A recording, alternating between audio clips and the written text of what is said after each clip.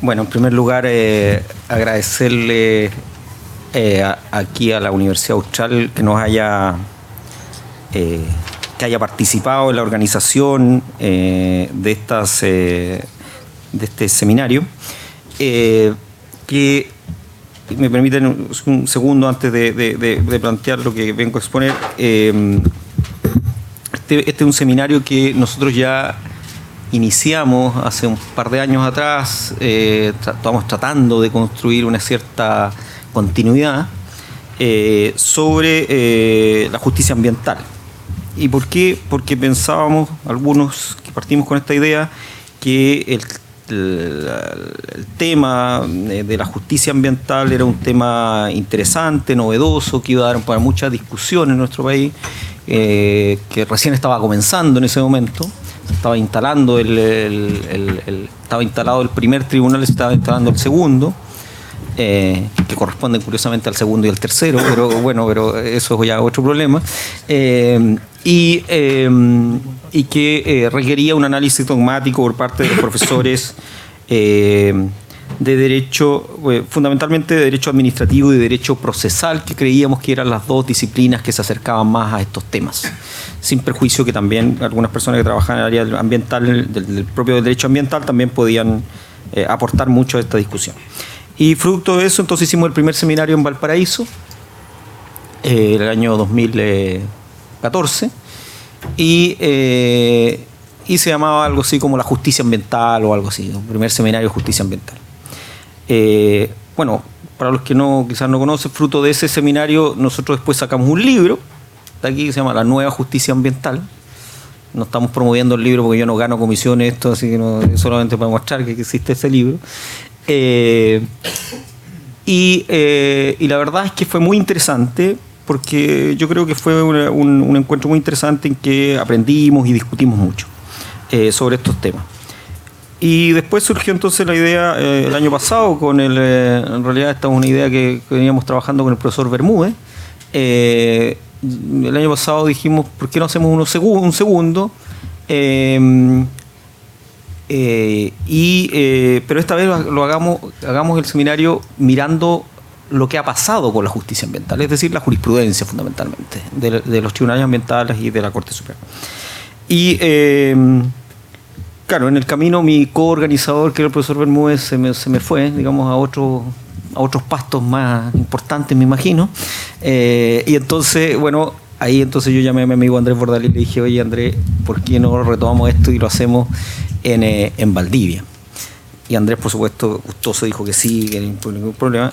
Y le hicimos el compromiso de que este año lo íbamos a hacer en Valdivia, y en el futuro pensábamos que podríamos hacer en el próximo año o en 2 años más el tercero seminario, y hacerlo en Valparaíso nuevamente, y hacer así como una cierta tradición de ir intercalando entre Valparaíso y Valdivia.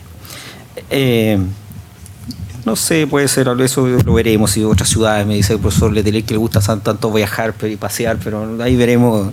Sí, bueno, así que, bueno, yo estoy en eso, por eso quería contarles esto, porque yo estoy muy feliz de que este seminario lo podamos realizar nuevamente, y ojalá pudiéramos mantener esta cierta tradición o pequeña tradición que estamos creando de discusión.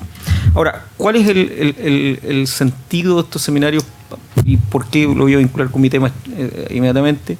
Es porque yo creo que es un seminario, o así fue planteado, un seminario de mucha discusión y no tanto de exposición. Por eso tratamos que las exposiciones son más breves y los plazos o los tiempos de preguntas sean más grandes, y donde aquí aprendemos unos de otros sobre la base de nuestras propias reflexiones, pero también escuchando las reflexiones de los otros colegas, que por supuesto, en mi caso al menos, me parecen mucho más interesantes la de los colegas que la mía, digamos, porque yo cuando leo o estudio, la verdad es que me generan más dudas que certezas lo que leo, y entonces me gusta estos seminarios porque aquí uno puede traer una idea inicial y ponerla en discusión y aquí en crítica, y uno aprende mucho. Y de paso, además, uno se evita leerse todos los fallos del Tribunal Ambiental, porque como aquí salen en discusión, uno va notando los que va viendo más importantes para su propia reflexiones. Bueno, en ese contexto yo voy a tirar algunas ideas, espero que no sea no agotar incluso el tiempo, porque el texto, yo preparé un texto pero muy largo, así que no se preocupen, no voy a dar la lata, que son 40 páginas, no voy a dar la lata aquí de esto. Sobre algunas preguntas o pequeñas aproximaciones sobre el tema de la revisión judicial de las sanciones administrativas en materia ambiental, pero en particular me voy a centrar sobre un punto que es sobre cuál es el papel de los tribunales, tanto el papel de los tribunales ambientales como el de la Corte Suprema en la revisión de la sanción pecuniaria en materia ambiental, y particularmente a propósito de las circunstancias del artículo 40 que determinan el monto de la sanción, según la ley. Ya es muy conocido, por lo tanto no voy a decir nada de eso, voy a pasar rápido sobre la discusión que tenemos en Chile sobre qué es la potestad sancionadora de la administración del Estado, a quién corresponde, si es ejercicio de jurisdicción, si es penal, si es administrativa, si es el ius puniendi. Bueno, todas esas cosas ustedes ya las saben y creo que no es necesario volver sobre el tema. Yo simplemente voy a decir, porque eso es mi punto de partida, aproximación, no es, que por supuesto es muy debatible, pero es mi punto de partida, es que para mí la potestad sancionada de la administración es una potestad, desde luego, administrativa. Es una potestad administrativa que se rige por el derecho administrativo y no por el derecho penal, ni por asomo, digamos, ni por ius puniendi, ni nada. Digamos, el derecho penal aquí yo le pegué una patada y salió del estadio, digamos, no tiene nada que hacer el tema penal aquí. Y que como potestad sancionadora administrativa tiene las reglas que establece la propia ley para el ejercicio, en este caso, de esta propia potestad, y en subsidio por las reglas del derecho administrativo, básicamente en este caso desde el punto de vista procedimental de la ley de base de procedimiento administrativo. ¿Ya? Ese es mi acercamiento, que no es mío, tampoco original ni nada de esto. Hay mucha corriente doctrinal comparada que también va en el mismo sentido. Lo que pasa es que nosotros nos hemos acostumbrado a la tesis chilena esta del ius puniendi instalador único, esta cosa que ha armado parte de la doctrina y el Tribunal Constitucional, que creemos que eso es lo único más o menos que existe, pero en realidad esto es una curiosidad, digamos, nuestra, copiando a los españoles. Una mala copia de los españoles, donde tampoco los españoles todos piensan igual, sino que también esa es una corriente en España que se instaló en los años 80 y que eso fue lo que llevó a Chile. Bueno, pero partiendo de ese punto de partida, para no extenderme mucho, mi punto es, bueno, cuando la Superintendencia de Medio Ambiente aplica esta sanción pecuniaria y lo hace estableciendo los hechos, ¿ya? De acuerdo al artículo 35, calificándolo como una infracción y un tipo de infracción específica, leve, grave o gravísima, y luego aplica las referencias del artículo 40 para determinar la sanción pecuniaria específica. Esa competencia es una competencia, según lo que dice la ley, exclusiva de la Superintendencia de Medio Ambiente. ¿Ah? Así lo dice. Esto no son palabras que estoy utilizando yo, son palabras de la ley. Dice, es competencia exclusiva de la Superintendencia.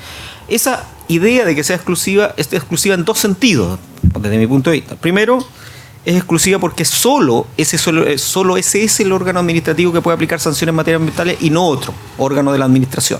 En ese sentido es exclusiva. Pero también es exclusiva en el sentido de que es una potestad que está radicada en la administración, que el legislador quiso que esa potestad quede radicada en la administración, no en los tribunales, como si hay en otras materias como el libre competencia, donde esa competencia está radicada en un tribunal. Aquí la quiso radicar en la administración, ¿ya? Y la quiso radicar en la administración y quiso que fuera la administración la que considerara una serie de circunstancias al momento de aplicar esa sanción. Que son las circunstancias del artículo 40, las 9 o 10 circunstancias, nunca las he contado, pero creo que son 9 o 10, 10 creo que son las circunstancias que establece. Pero aún más, establece que dentro de esa circunstancia va a haber una circunstancia residual. Dice el 40, letra I.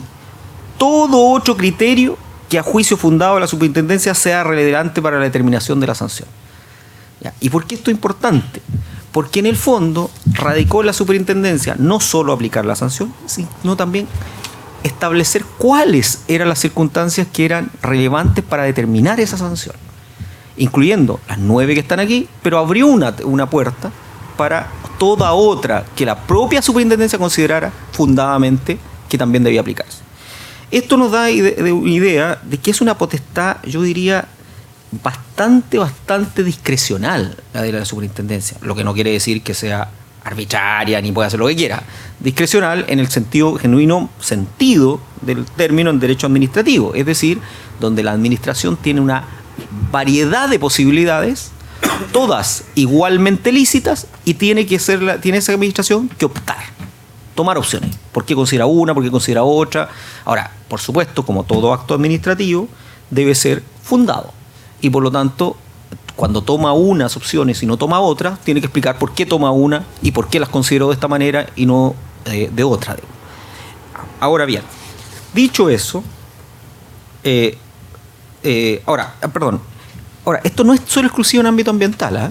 Esto también existe en otros sectores del ambiente en que también se ha hecho esto mismo, ¿ya? Si uno revisa, por ejemplo, en materia eléctrica, en materia de mercado de valores o en materia de libre competencia, se va a encontrar con cosas parecidas, con la gran diferencia en materia de libre competencia que la potestad está entregada a un tribunal en ese caso.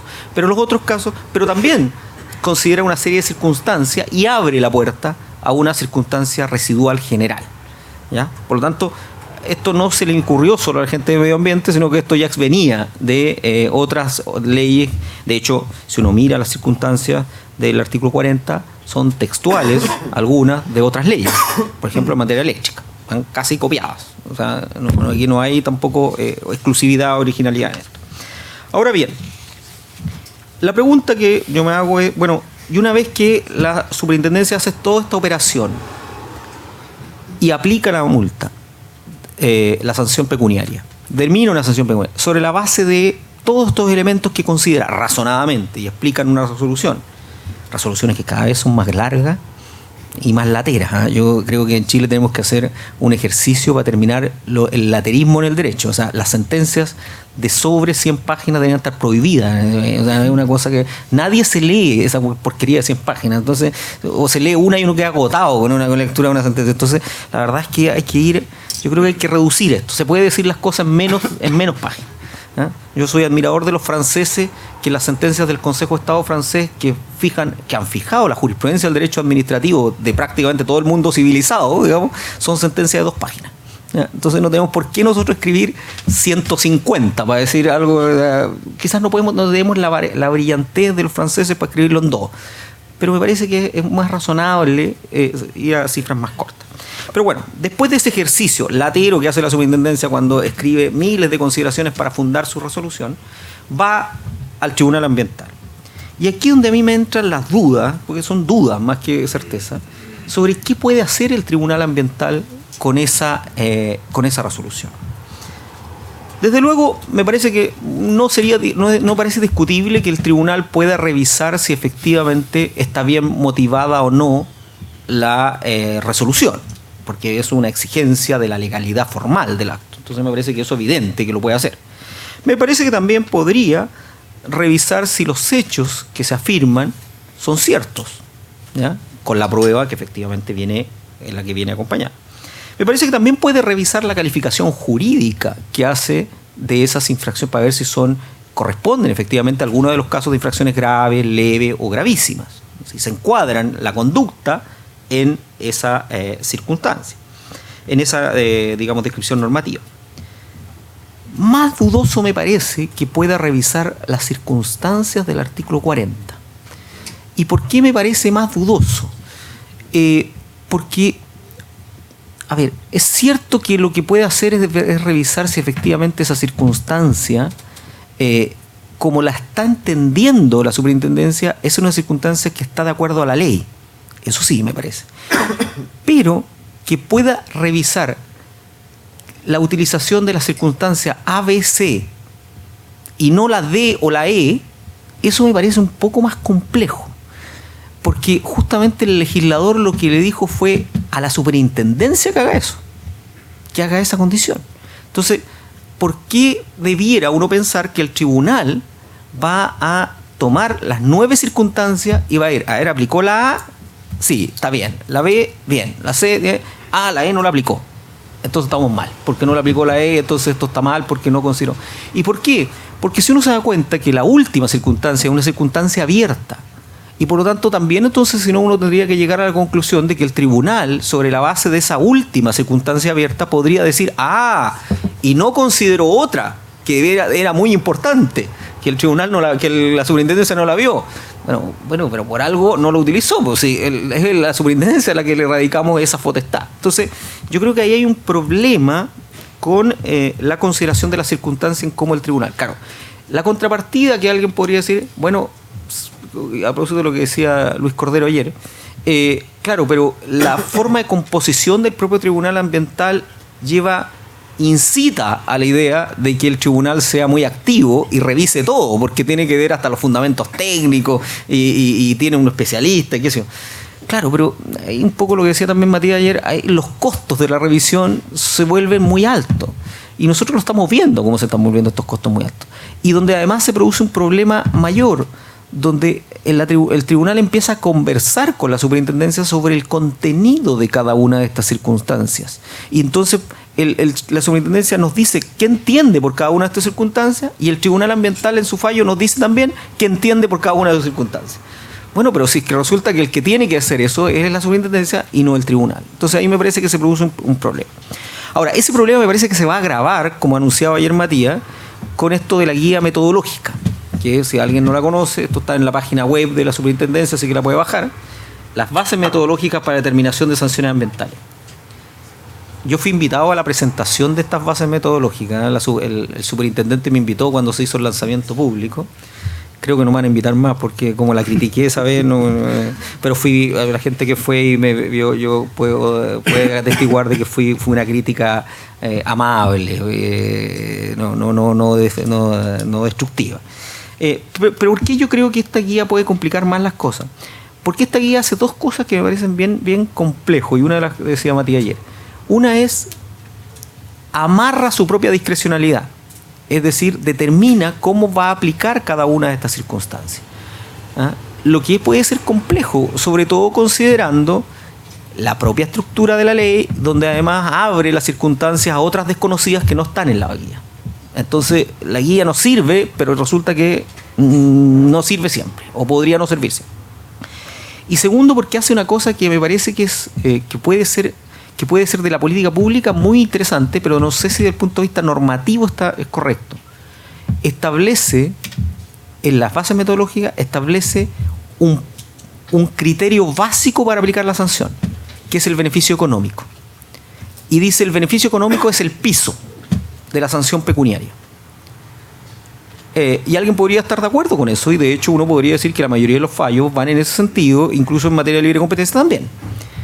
Pero una cosa es que aplicando su discrecionalidad llegue a esa conclusión para el caso, la superintendencia, y otra es que diga que siempre y en todos los casos el beneficio económico es la base. ¿Y por qué eso es un problema? Desde luego un problema de la discrecionalidad, pero además es un problema del punto de vista de la ley, del sistema de fuente. Porque lo que ha hecho es limitar algo que el legislador no hizo. El legislador, si hubiera querido que la base sea el beneficio económico, lo habría dicho. Y habría dicho, habrá que considerar el beneficio económico como base y luego todas estas otras circunstancias. Y eso no lo hizo el legislador. Bueno, si no lo hizo el legislador, ¿por qué el órgano administrativo lo va a hacer regulativamente? Yo tengo mis dudas.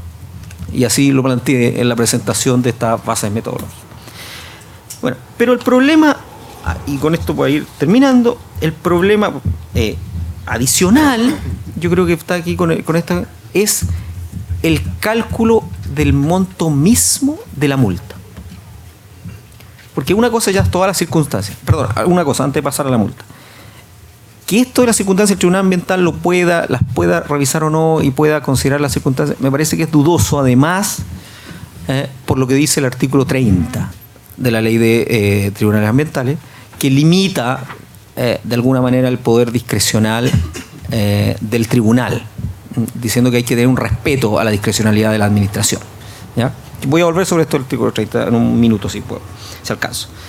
Ahora bien, es curioso que la Corte Suprema, cuando revisa estas mismas sanciones pecuniarias, no se sienta limitado por ninguna de estas circunstancias. Y a mí me parece curioso porque el Tribunal Ambiental en eso, particularmente el de Valdivia, ha sido, yo diría, extremadamente cuidadoso de no anular la competencia en general de la Superintendencia de Medio Ambiente. En cambio, la Corte Suprema no tiene ese cuidado. Y le da lo mismo en realidad. Y cuando uno ve los fallos, que en materia ambiental no está tan claro, pero en materia de otras multas, por ejemplo en materia eléctrica, yo lo he visto, en materia de mercado de valores, la Corte Suprema entra a la calificación de las circunstancias. Y de hecho da algunas por probadas y otras que no. Cosa curiosa, porque en la mayoría de los casos la Suprema conoce vía casación. Y tradicionalmente nos ha dicho la Suprema, y aquí está el profesor que me puede desmentir, que por la casación no se pueden alterar los hechos, no se pueden tomar las circunstancias atenuantes antiguamente en materia penal, no se pueden modificar los montos, pero la Corte Suprema en materia de sanciones hace todo eso, modifica los hechos, las circunstancias, sube y baja las multas. Entonces es curioso, por decirlo de alguna manera, el papel que juega la Suprema. Ahora, por último, terminando, el tema de la multa misma. La multa es el acto final, digamos, con la sanción pecuniaria. Es la determinación cuantitativa de esa circunstancia.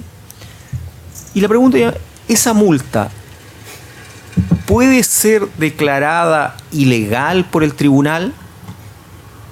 Pareciera uno decir que sí, porque podría perfectamente uno llegar a la conclusión que no se han aplicado bien las normas y por lo tanto ha llegado a una multa equivocada, pero no por la multa misma, sino por el proceso de construcción. ¿Pero puede alterar la multa? ¿Subirla o bajarla? ¿Ya? Fíjense, el tribunal ambiental o los tribunales ambientales en general, creo que en todos los casos no he visto ningún caso en que haya modificado directamente la multa. Ha modificado circunstancias, pero la multa misma, digamos, confirmando todas las circunstancias, modificando la multa, no recuerdo que haya un caso en que haya modificado la multa. Y en el caso del Tribunal Ambiental de Valdivia, ha sido especialmente cuidadoso en eso, e incluso ha utilizado como argumento para no tocar la multa, sí anular, pero no tocar la multa, el artículo 30. En el caso, me parece que en DESA, que es Bocamina 1, ahí me parece que exactamente cita el artículo 30 para los efectos de no tocar la multa. Dice, yo estoy limitado por el artículo 30. Bueno, eso, ojo, ese también es un argumento complejo, porque cuando no digo esté mal, digo complejo, cuando el Tribunal Ambiental dice, refiriéndose al artículo 30, yo no voy a tocar la multa porque estoy mirando el artículo 30, está reconociendo que la potestad de aplicar multas es una potestad discrecional, porque solo en ese sentido puede aplicar el artículo 30. Entonces está reconociendo la potestad discrecional, lo que a veces no es consistente con lo que hace después en la revisión. O sea, o solo entendiendo que la discrecionalidad solo es respecto de la cantidad y no sobre la utilización de toda la potestad. Ahí yo creo que es un problema complicado. Pero, y con esto sí termino, el problema mayor yo creo que en esa determinación de multa es la Corte Suprema. Porque la Corte Suprema no se siente limitada por el artículo 30. Entonces se produce el absurdo que el tribunal de la instancia especializado no puede tocar la multa, porque dice que está restringido por el artículo 30. Pero la Corte Suprema, que se supone que tiene un poder más restringido, porque está conociendo vía casación, sí toca la multa. ¿Ah? Como lo hizo en el caso Central Renca, me parece, Sociedad Eléctrica de Santiago, donde rebajó la multa. Y entonces ahí se producen dos problemas. Por un lado uno dice, ¿puede la Corte Suprema por vía casación, en el fondo, bajar una multa o subir? Al menos una versión nueva de la casación, digamos, una versión novedosa de la casación. Y en segundo lugar, ¿bajo qué parámetros técnicos la Corte Suprema llega a la conclusión de que en ese caso la multa no era 360 UTA, sino eran 262? ¿Cómo llegó a esa cifra cabalística? ¿Dónde? Porque la sentencia no lo dice.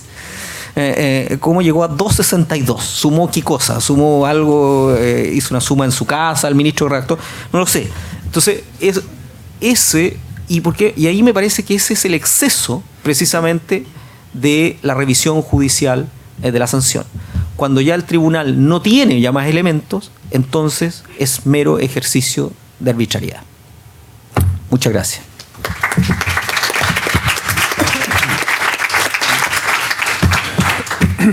Muchas gracias, profesor Ferrada. A continuación, profesor Javier Millar, de la Universidad Austral de Chile, nos hablará sobre culpa e intencionalidad en el sancionatorio ambiental.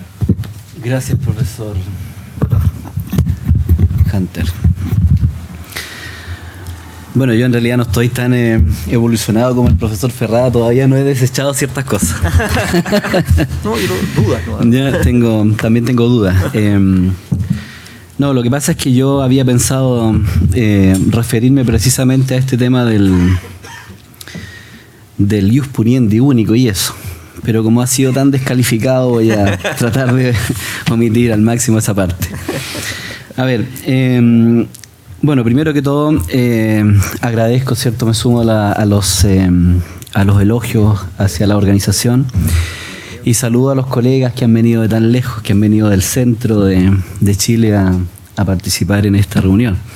Realmente es un incentivo para nosotros que personas que se dedican a esto estén acá. Y lo segundo, también saludar a los estudiantes, porque veo varios que están acá y que todavía están estudiando y sé que están medios complicados, están en un momento complejo. Así que también mis saludos para los estudiantes. Bueno, con eso yo quisiera comenzar a hablar de no sé si de culpa e intención en realidad. La intención inicial, valga la redundancia,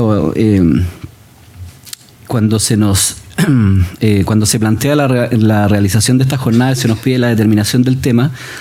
Precisamente mi intención era hablar del principio de culpabilidad en materia sancionatoria ambiental, motivado un poco por la lectura del artículo 40, letra D, precisamente a partir de la lectura de algunos fallos que comentaba el profesor Ferrada. El artículo 40, letra D de la LOSMA se refiere a la intencionalidad como factor a considerar en la determinación de la específica de las sanciones. Hay un proceso ahí en el que se determinan las sanciones y este es como el tercer paso, es como la parte final, digamos, cuando llegamos al artículo 40 y se determina específicamente la cuantía de la sanción o de la multa, si estamos hablando de una multa. En ese momento, cuando yo pensé en esto, me parecía que era lo más cercano en la ley, digamos, que se podía asimilar o que reflejaba lo que yo entendía por principio de culpabilidad, o lo que yo estudié cuando era estudiante, estudiaba Derecho Penal, lo que estudiaba por principio de culpabilidad. Y a partir de eso me planteo revisar qué ha pasado con los tribunales ambientales, con estos dos tribunales ambientales en esa materia, en materia de intencionalidad, en materia de culpabilidad. Y todo esto en la idea, que es una idea que, si bien algunos autores ya, ¿cierto?, la están dejando de lado en Chile, pero jurisprudencialmente es una idea bastante asentada, que es esta que el profesor Ferrada ya descartó. Esta idea del ius puniendi único estatal. Esta es una idea que está asentada en la jurisprudencia nacional. Tribunal Constitucional, Corte Suprema, Contraloría General de la República, es una idea que está metida, digamos, ¿ya? Entonces yo un poco quería saber qué pasaba con estos tribunales nuevos que no todos eran abogados, y a ver por dónde iba la cosa. Y más con todos estos cambios que implica la justicia ambiental, porque esto de que controlen la motivación, personas que no son abogados, ¿qué iba a pasar? Claro, surgían todas estas dudas, ¿cierto? ¿Qué iba a pasar con el tema de la deferencia, todo esto? Entonces, a ver qué pasa con esto.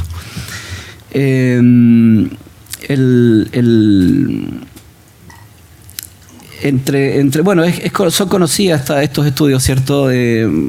Raúl ha escrito sobre esto, el profesor Cordero Eduardo, no Luis, también ha escrito sobre esto. Hay varios textos que hablan, ¿cierto? Camila Boettinger también, que describen toda esta jurisprudencia que se va pronunciando en este sentido. Y la Corte Suprema sigue fallando en esto. ¿Ya? Hay un recorte acá que yo tengo de un fallo de la Suprema del año 2012, donde además de decir, ¿cierto?, que estas normas del ius puniendi son comunes para el derecho administrativo sancionador y el derecho penal, define culpabilidad. ¿Ya? Habla, por ejemplo, esto no sé, me parece, me llamó la atención. Dice: el factor de imputación en la conducta del requerido debe ser establecido en relación con el hecho que se persigue y por el cual se le condena.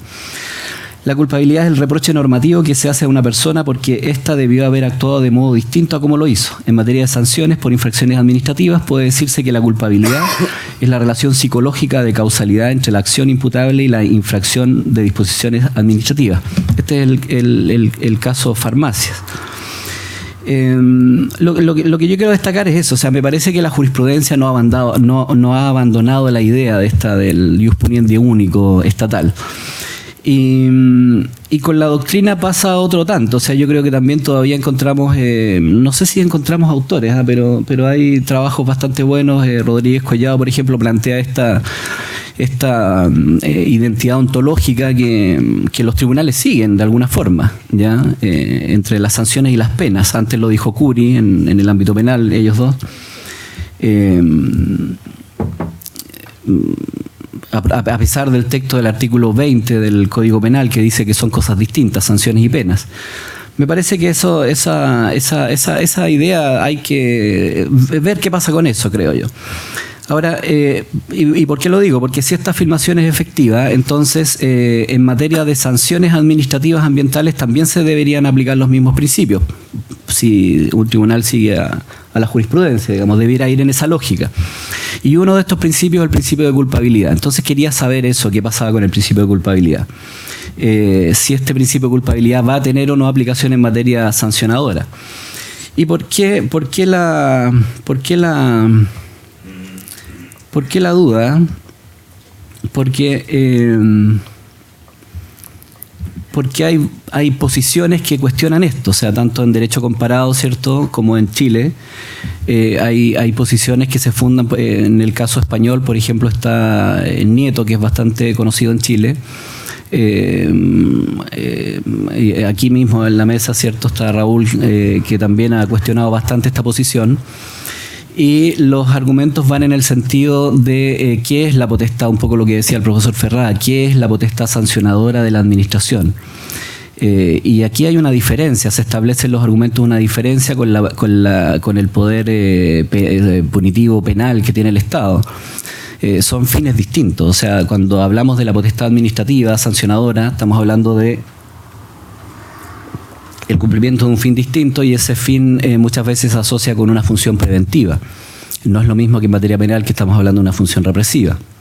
Entonces, yo creo que eso algún cuestionamiento tiene que hacerse en la jurisprudencia, alguna recepción tiene que haber de esas posiciones que son bastante, yo diría que son fuertes. En ese esquema, ya lo primero que traté de hacer, digamos, fue de hacerme una idea de cuál era el sentido, cuál era el significado del principio de culpabilidad. Y ahí ya me encontré con mi primer problema, porque, no sé, encontré mucha variedad. O sea, no hay un solo alcance del principio de culpabilidad, incluso la ubicación dentro de la teoría donde está. Algunos dicen que está dentro como un elemento de la sanción, otros dicen que es un principio de culpabilidad, y los alcances son variados también. O sea, pareciera ser que lo que más acuerdo hay es en que este principio de culpabilidad se engarza, ¿cierto?, con las prohibiciones de establecimientos de responsabilidades objetivas. Y en esto surge la idea de imputabilidad y la idea del elemento subjetivo en el autor de la infracción, que sería la culpa o el dolo. Pareciera ser que a eso se reduce generalmente. Pero hay otras ideas que están presentes en este principio, no sé cómo llamarle. Pero hay otras ideas. Por ejemplo, hay vínculos fundantes con la presunción de inocencia, por ejemplo. Algunos lo vinculan con eso. O el tema de la imposibilidad de atribuir responsabilidad a las personas jurídicas, que fue un tema que se discutió en su momento en España, hoy día ya no se discute. El tema de los menores y los dementes también es un tema que está vinculado con el tema de la culpabilidad, con el principio de culpabilidad. La Corte Suprema chilena habla del vínculo psicológico de causalidad entre la acción y la infracción. No solo conocer, sino también querer. Por ahí un poco algunas de las ideas que encontré, había más, pero un poco resumiendo. Ahora, si uno mira todo esto, estos vínculos del principio de culpabilidad, ¿cierto? Con todas estas ideas que surgen, parece obvio, ¿cierto?, que todo esto parece estar de alguna forma en el derecho administrativo. No necesariamente por sus vinculaciones o sea, siempre está presente y no necesariamente por sus vinculaciones con el derecho penal. Algunos acá ya lo descartaron derechamente, ¿cierto? Y incluso el profesor Hunter en la mesa anterior hablaba de algunas normas ahí del procedimiento administrativo que definen un contenido específico, que definen una forma específica de actuar de la administración, etcétera, no necesariamente vinculado con otros procedimientos o con otros procesos. A modo de ejemplo, el tema de los menores está recogido en la Ley de Base de Procedimiento Administrativo. La atribución de responsabilidad a las personas jurídicas, eso obviamente que ya no es ningún problema. O sea, todos los no sé si todos, pero un 90 y tantos %, ¿cierto?, de los reclamos que llegan al tribunal ambiental o a los tribunales ambientales en contra de procedimientos sancionatorios normalmente son de empresas, entidades con fines de lucro y nadie reclama, no sé, una supuesta falta de voluntad o algo por el estilo, nada, ningún cuestionamiento. O sea, es un tema que ya está ampliamente superado. El tema de la presunción de inocencia, que también se le vincula con eso a veces, ¿cierto?, que viene de la Constitución, de las normas penales de la Constitución, de tratados internacionales, también es una cosa que es muy dudoso que uno pueda recurrir a esas normas, pero a lo mejor si no sé, por las normas de la prueba, reguladoras de la prueba, tal vez llegamos al mismo trato. O sea, una persona no va a ser condenada hasta que no se le pruebe procesalmente, ¿cierto?, o procedimentalmente, para usar un término más administrativo.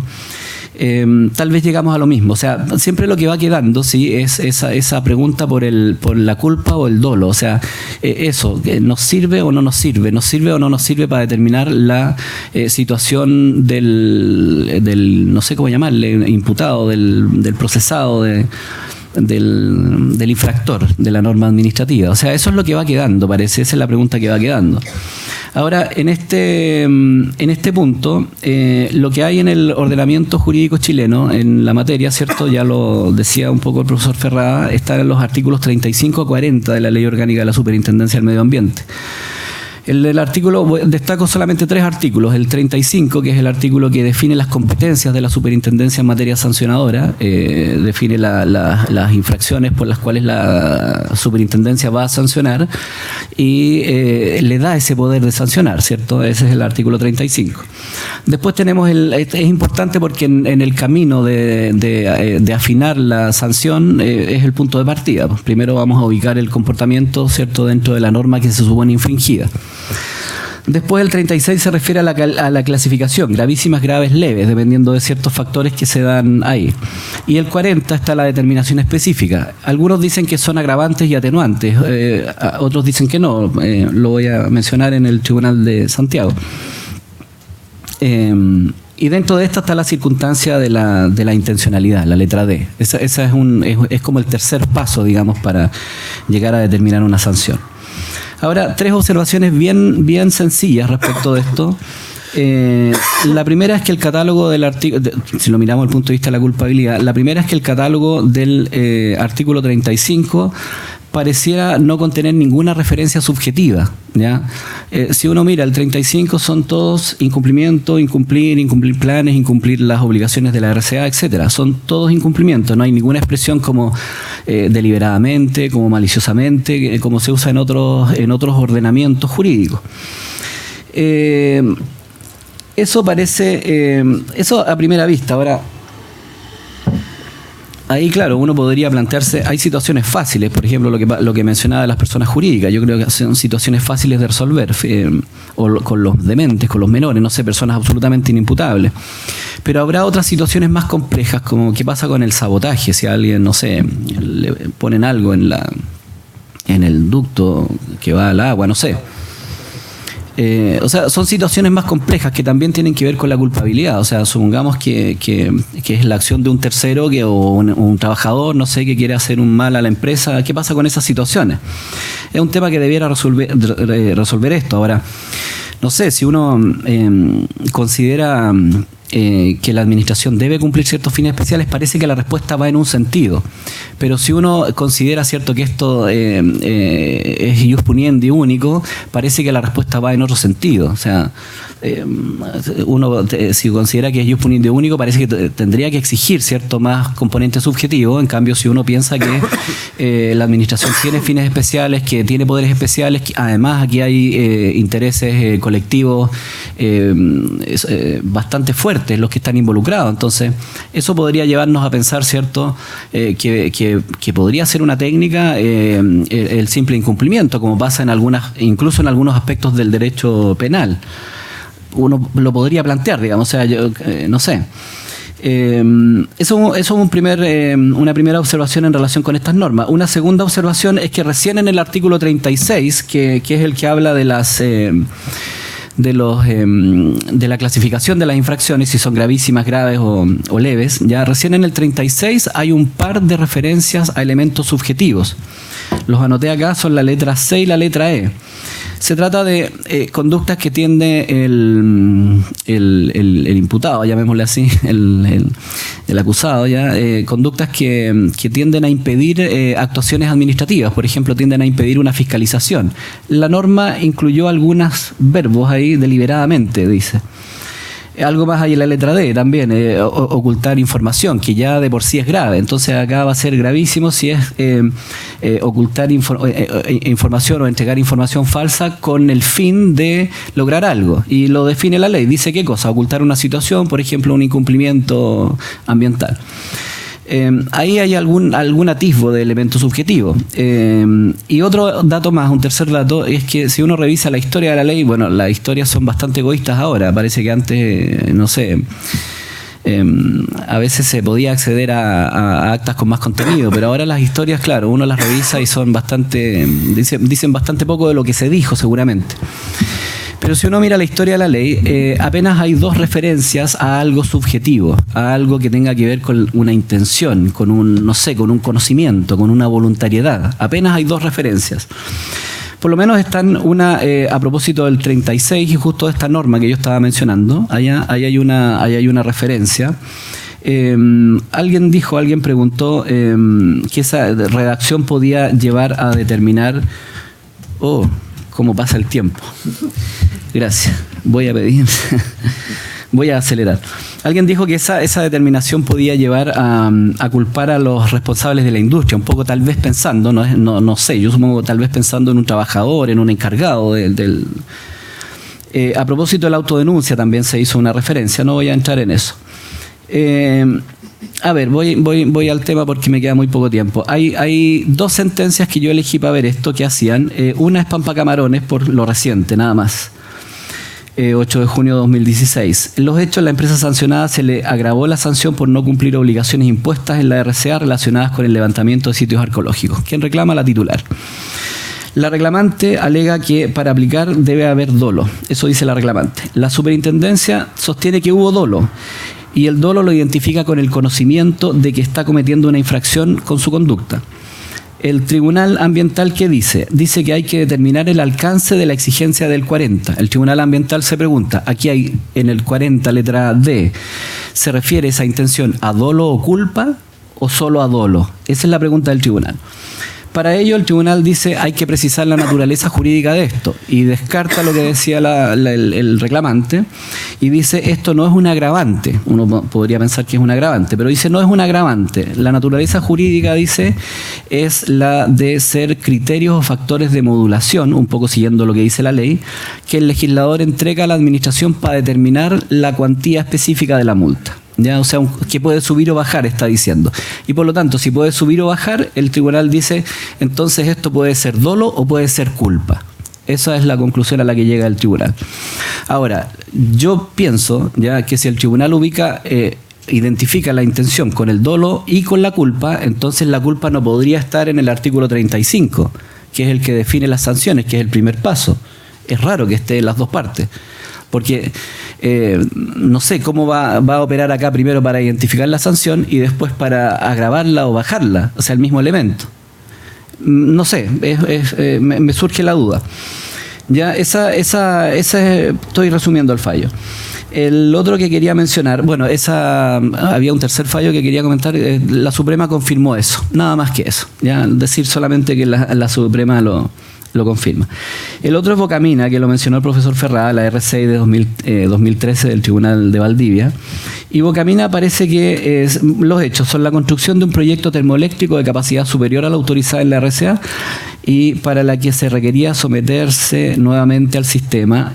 No aplicó la letra D solicitada por terceros. Y los terceros son los que reclaman al tribunal. Entonces el tribunal, motivado, digamos, por la petición de los terceros, de dar respuesta a los terceros, termina no subiendo la multa, entre comillas, subiendo la multa. O sea, anula el acto y pide que se suba la multa en definitiva, porque lo que dice el tribunal es que no se aplicó la circunstancia de la letra D y hay que aplicarlo.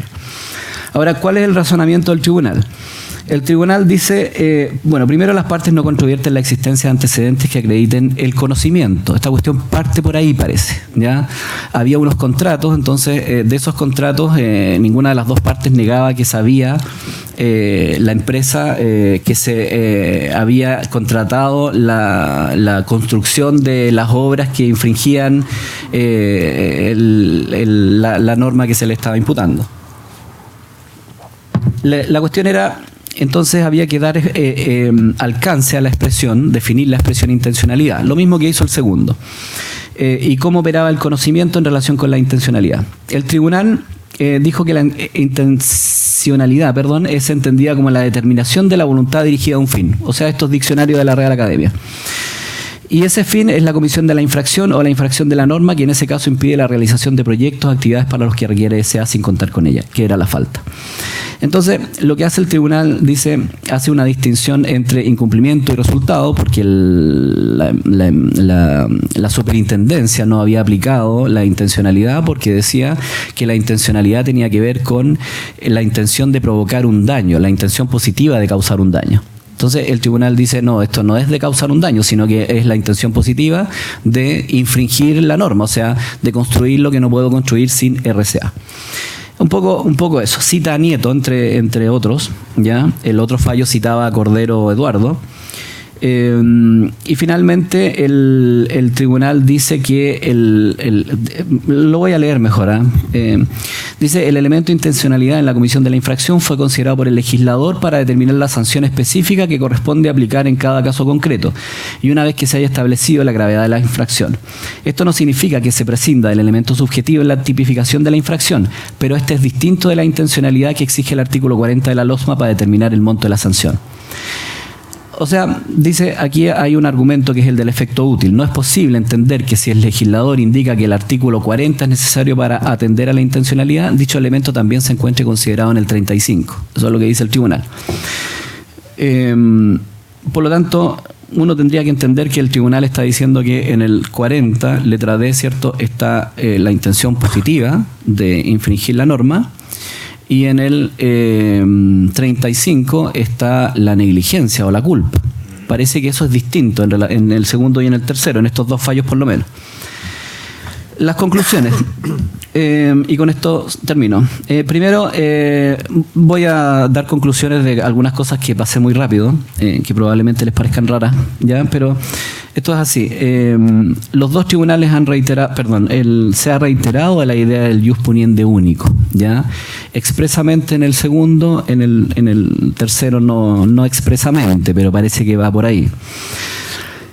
Segundo, se ha identificado la intencionalidad del artículo 40, letra D, con el conocimiento de los hechos que configuran la infracción y con el hecho que no se hizo nada para evitar la infracción.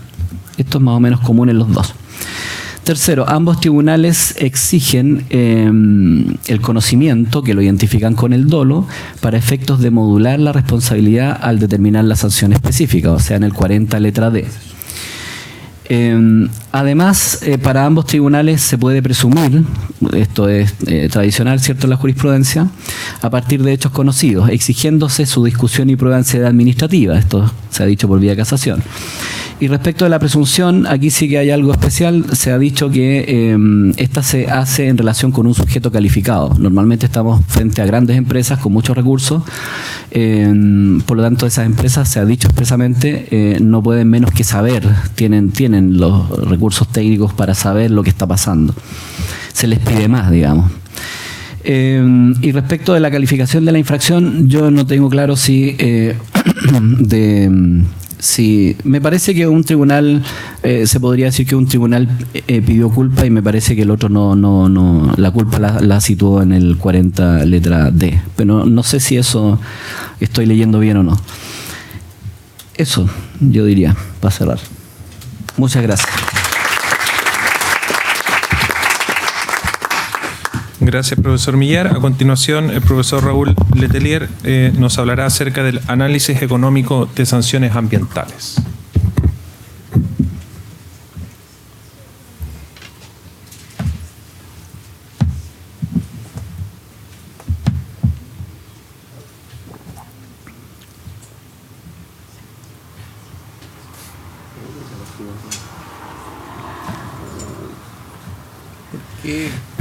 Bueno, gracias por la invitación. Esta es la única diapositiva que tengo. Y entonces, de hecho, debería irme casi y decir esto. Esto es de lo que se trata. Bueno, como saben, hay un sesgo de la racionalidad muy fuerte, que es el sesgo de la incomprensión. Las personas suelen pensar que las cosas que no comprenden suelen ser más interesantes de lo que ellos creen, porque como no las entienden, tienen fe, digamos, en que la incomprensión es propia y por ende no es del otro, ¿no? Entonces, pero yo, para poder hacerme cargo de ese sesgo, lo que voy a hacer es que voy a explicar esto para que vean que en realidad tiene una ratio detrás que en buenas cuentas lo justifica. Lo que está ahí es lo que podríamos llamar el equilibrio del cumplimiento, ¿no? Es decir, las personas, el derecho administrativo, el derecho ambiental está hecho para generar comportamientos en las personas. El objetivo que tiene es establecer reglas de conducta y que esas reglas de conducta sean respetadas. Entonces, lo que hay que hacer es incentivar, producir incentivos para que la gente se comporte de una determinada manera y, en buenas cuentas, no se comporte de otra.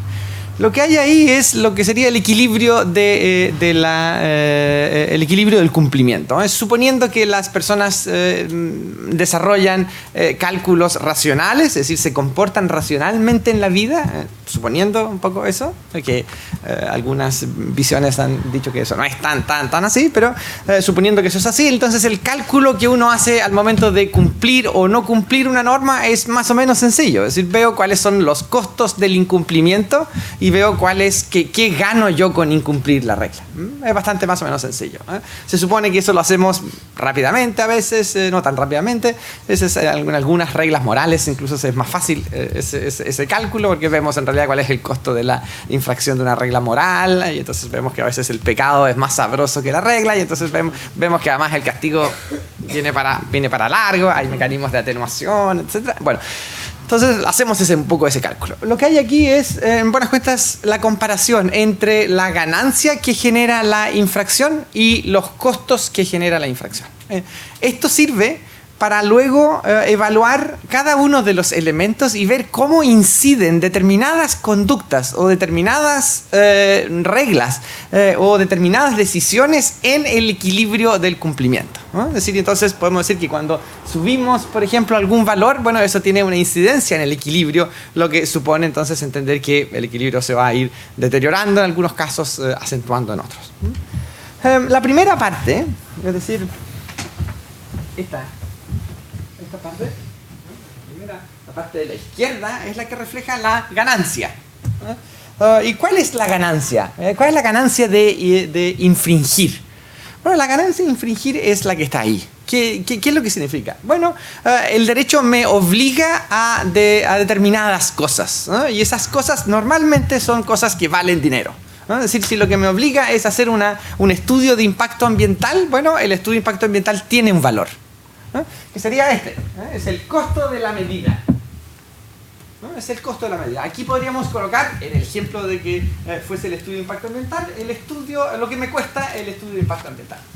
Bueno, ¿qué pasa cuando no desarrollo el estudio de impacto ambiental? No quiero, infrinjo la regla que me obliga a tener que hacer un estudio de impacto ambiental. Bueno, lo que hago cuando infrinjo la regla es tomar el valor de lo que habría gastado yo con el estudio de impacto ambiental y sacarlo y ponerlo en el banco, por ejemplo, ¿no? Entonces, bueno, claro, estoy incumpliendo y entonces estoy ganando por incumplir, porque si hubiese cumplido habría tenido que haber gastado ese dinero, pero no lo gasté.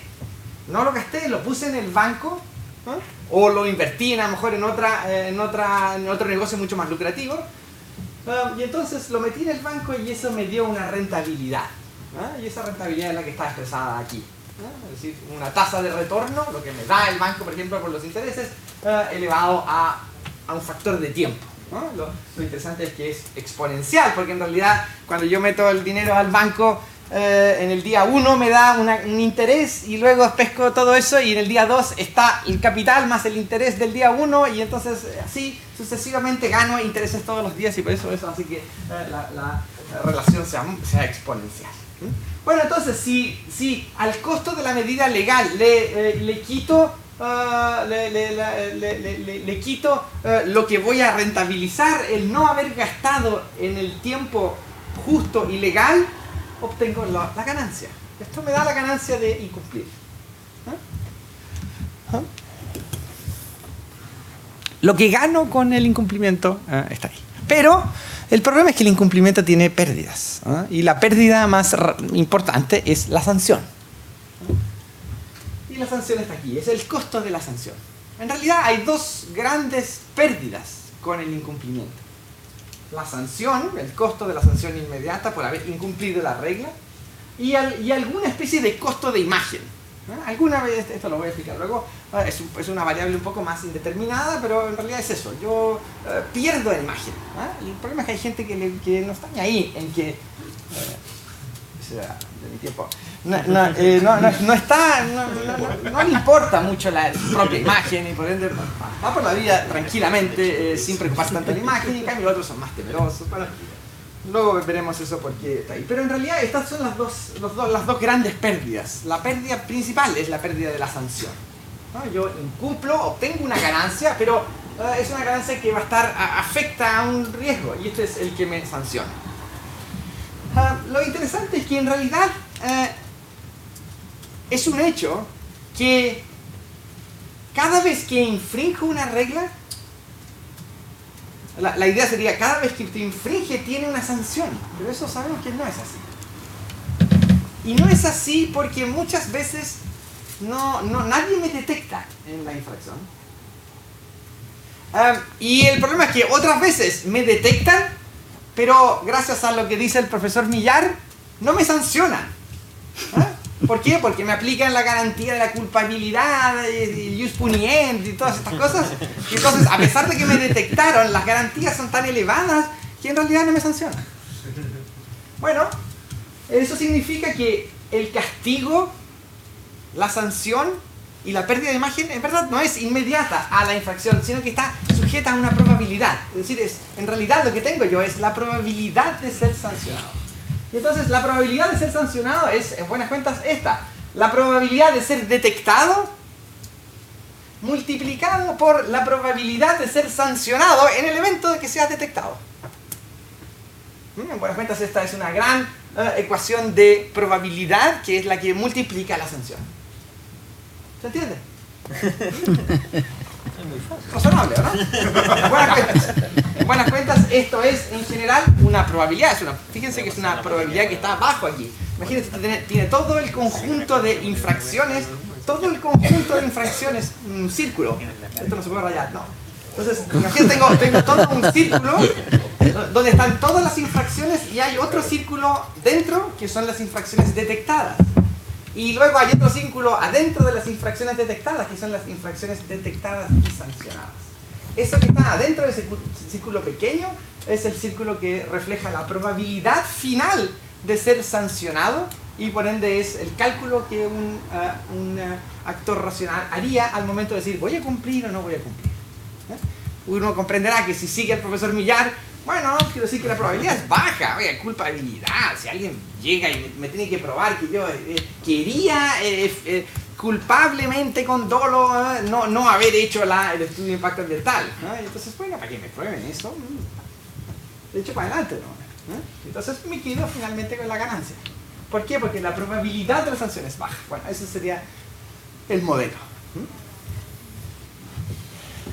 Bueno, lo que quiero ahora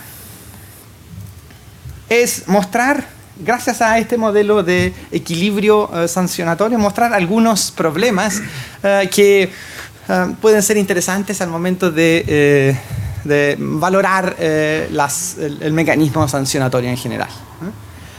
El primero es CM, es el costo de la medida, CM. Aquí tenemos que tener algo de cuidado en valorar CM. Fíjense que hoy en día está muy de moda, gracias a los profesores que van a estudiar a países anglosajones, por lo demás incentivados por el mecanismo del CONICYT, que en realidad valora mucho más a los países que están en los países anglosajones, les da unos puntajes fabulosos y entonces al final se van todos allá. Es razonable que se vayan allá. Una persona racional se postula a un país anglosajón por el puntaje que le da. Bueno, la gente que se va para allá y que estudia políticas públicas en general, si hay algo que le produce mucho agrado es lo que llamamos el cálculo costo-beneficio. Es decir, en buenas cuentas la lógica es que además tienen su sustrato en el análisis económico del derecho y que en realidad lo que nos cuenta es que es posible colocar en una columna los costos y colocar en otra columna los beneficios y entonces calcular más o menos cómo se produce la interrelación costos-beneficios. En realidad esto es parte, pareciese ser una visión más o menos novedosa, interesante, con un lenguaje además especial. Pero en realidad esto es más viejo que el hilo negro, como dicen. Es más viejo que el hilo negro. Esto se suele llamar política también. Es decir, lo que hace el político es, verificar cuáles son los costos que tiene una medida y cuáles son los beneficios que la tiene.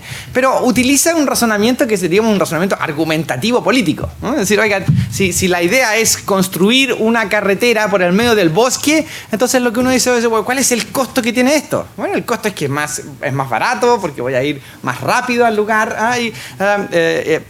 Eso más de los beneficios, voy a ir más rápido. ¿Cuáles son los costos? Bueno, que me voy a cargarme una parte del bosque, se van a producir problemas de ecosistema y entonces lo que hago es calcular. Eso es lo que hace el político de siempre. Si es un tipo elegido por el Partido Verde, a lo mejor valorará mucho más el posible costo que tendría en materia medioambiental. En cambio, si es una persona de estos que les gusta más el progreso y el crecimiento, de los que les gusta más el progreso y el resto, claro.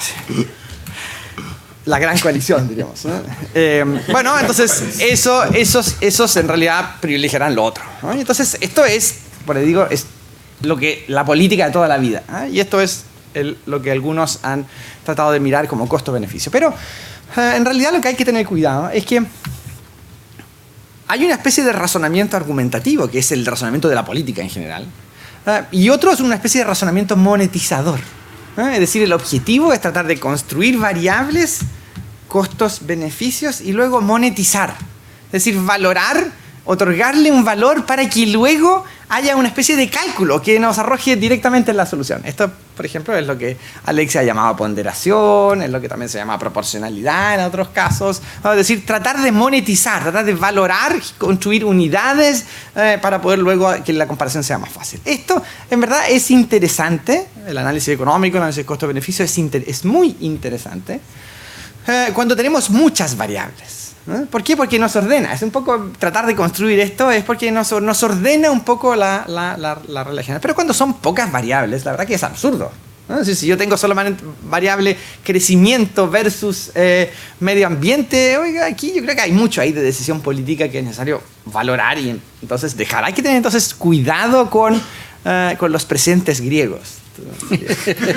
Esto decía Sófocles antiguamente, pero hay que tener cuidado con los presentes griegos de los economistas que tratan de mostrar que cualquier argumento, por simple que sea, se puede reconstruir en términos de costo-beneficio. Entonces, en CM, si el costo de la medida no es tan sencillo como el costo del estudio de impacto ambiental. Aquí se ve un poco más sencillo porque la medida es más o menos clara, pero en otros lados no. En otros casos, al costo de la medida también tenemos que añadirle la externalidad, es decir, asumir cuál es la externalidad que el productor quiso evitar, se la trasladó a otro y se ahorró ese dinero en su patrimonio. Bueno, eso requiere una valoración de cuáles son los bienes que la externalidad afecta, o cuáles son los bienes que una determinada infracción a las reglas produce. Y por ende, eso requiere la especial valoración, en este sentido muy política, y como ya hemos visto en casi todas las ponencias, muy política y por ende muy discrecional, al momento entonces de realizar el análisis del óptimo infraccional y por ende determinar las condiciones de revisión judicial, etc.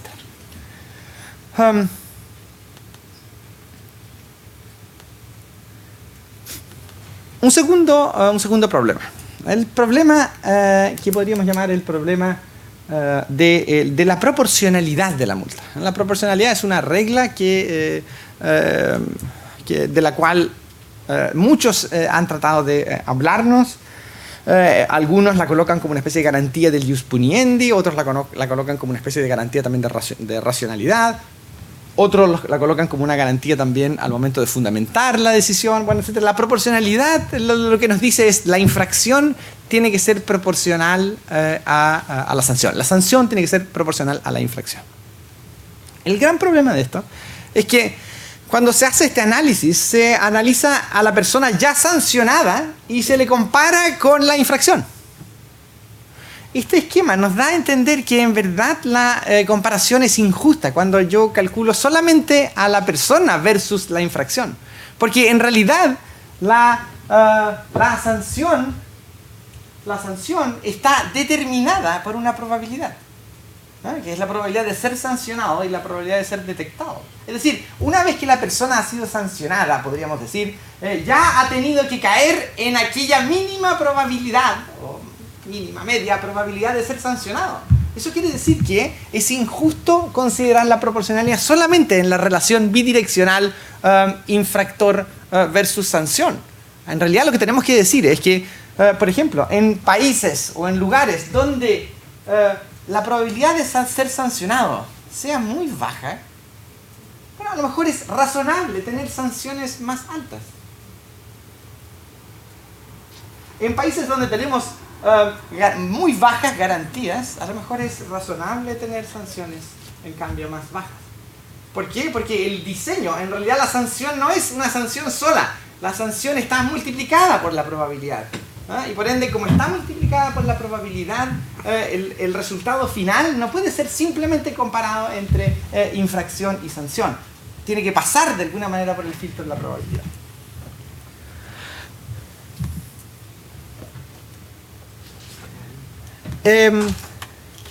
Dos otros problemas. El problema de las garantías. 3 minutos. ¿Cuál es la sanción? El problema de las garantías. Este es el problema de las garantías. Es la probabilidad de ser sancionado una vez que ha sido detectado. Esta es una especie de probabilidad condicional, ¿no? Porque solamente se da en el caso de ser detectado que es sancionado. De esto no voy a hablar mucho sobre garantías, es decir, tenemos claro que la probabilidad de ser sancionado decrece cuando hay muchas garantías. Es obvio, ¿no? De hecho, el gran contingente de garantías que derivan del ius puniendi está hecho para que haya menos sancionados y por ende nos rijamos por la regla del derecho penal, esa que dice que es mejor tener muchos culpables en la calle que un inocente en la cárcel, ¿no? Como tenemos esa idea de que lo que tenemos que reducir al máximo son los falsos positivos y por ende no nos importa tanto los falsos negativos, bueno, entonces tenemos que tener claro que mientras más garantías, la probabilidad baja, ¿no? Y por ende eso afecta el costo de la sanción y afecta en buenas cuentas el equilibrio de ganancia versus probabilidad. De esto no voy a hablar mucho, he escrito algunas cosas sobre esto. Y entonces me remito a ello. Finalizo entonces en esto que me queda con 2 cosas. La probabilidad de ser detectado es una probabilidad extraordinaria, ¿no? Es decir, de hecho, buena parte de la política pública podría concentrarse fuertemente en la probabilidad de ser detectado, ¿no? Este mecanismo tiene un gran riesgo, y el gran riesgo es que, de hecho es un riesgo que es anunciado por los jueces en el caso Bocamina, el gran riesgo es que esto se transforme en una mera tarifa casi. ¿No? Es decir, alguien calcula esto, ¿qué me sale mejor? Cumplir, incumplir, y entonces simplemente incumplo cuando me sea beneficioso. Es decir, una especie de simple carga, y por ende ya la sanción pierde su efecto disuasorio y se transforma en una especie de precio a mi propia actividad. Para que eso no suceda, el gran artefacto para que eso no suceda es la probabilidad de ser detectado. Porque en la probabilidad de ser detectado, la idea es que mientras más incierta sea la probabilidad de ser detectado, mejor. O, de otra manera, mientras más crea la gente que va a ser detectada, mejor, mayor disuasión. Eso entonces habilita a que haya programas para la administración que usualmente con las reglas normales podrían ser juzgados totalmente ilegales. Por ejemplo, ausencias de transparencia. En la probabilidad de detección es justificable que la administración no transparente sus programas de fiscalización. Existe una razón que de hecho es mejor que la razón que habilita la transparencia. O también es bueno que la administración haga creer que fiscaliza aunque no lo haga. Estos son los clásicos ejemplos de algunos países que el día anterior a que se venzan los plazos para poder hacer declaraciones de impuestos mete a 4 tipos a la cárcel. ¿Por qué? Para poder que la demás gente vea que en realidad esto hay que hacerlo, parece, porque lo que si no es la cárcel. Esos eran los únicos 4 detenidos en todo el año, pero se concentran en la semana anterior a la declaración de impuestos. Esto es legítimo, porque la probabilidad de detección genera esa idea de que si lo que voy a hacer es determinar un comportamiento, querer generar un comportamiento es útil para hacerlo. Y finalmente, que eran en buena cuenta los costos de imagen. Es una gran pelea que he tenido ahí en la facultad con otro colega que se dedica mucho al análisis económico del derecho. Entonces, de hecho, porque en verdad hay que ver una cosa en esto. Hay personas que son aversas a tomar riesgos de ser sancionados. Hay personas que son neutrales a ese riesgo y otras personas que son amantes de los riesgos. Esto es como la persona que se va las personas que se van a tirar en paracaídas desde el avión. Entonces hay alguien que en realidad quiere tirarse rápidamente, otro en cambio está cauteloso y otro en cambio está temblando por eso. Entonces la pregunta es ¿por qué pasa por las cabezas de esas tres personas que tienen comportamientos distintos? Eso es muy interesante porque cuando yo quiero generar una política pública para incentivar a esos tres, tengo que tratarlos de cierta manera de forma distinta. Y tengo que entender cómo funciona realmente su cerebro para que opinen realmente, tengan esa visión distinta. Entonces, ¿qué sucede sobre sus cabezas? Una posibilidad es pensar que esas personas en realidad tienen una percepción distinta de la probabilidad. Es decir, el que quiere tirarse rápidamente cree que la probabilidad de que no se le abra el paracaídas es bajísima. El del medio cree que hay una posibilidad razonable y la acepta. Y en cambio el que está temblando se cree que la mayor parte de las veces a la gente no se le abren los paracaídas. Entonces tienen una visión defectuosa o diversa de la probabilidad. Esto en cambio ahí significaría que la aversión al riesgo debiese estar en la parte de la probabilidad, porque sería una especie de multiplicador de la probabilidad. U otros dirían no, en realidad es un problema de imagen. En realidad el que se quiere tirar rápido tiene una valoración de su propia persona mucho peor que el que está temblando. El que está temblando se ama a sí mismo y entonces en buenas cuentas su imagen importa mucho más. ¿Sí? En buenas cuentas esa es una forma de tomar la aversión al riesgo y colocarla dentro de la ecuación. ¿Para qué sirve todo esto? Bueno, sirve sencillamente para poder ordenar el razonamiento general de efecto disuasorio de la sanción. Yo parto de una base de que en realidad las sanciones tienen un único objeto, las sanciones administrativas son un único objeto disuasorio, y entonces la idea es que un efecto disuasorio es fuerte, es potente cuando tenemos claro cómo piensan los individuos, cómo se comportan, cómo es su equilibrio básico en materia de cumplimientos para así poder tomar mejores políticas públicas sancionatorias. Gracias.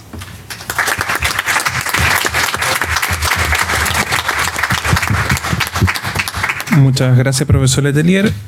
Combinamos este seminario con la exposición del profesor José Miguel Valdivia acerca de la invalidación administrativa en materias ambientales ante la jurisprudencia.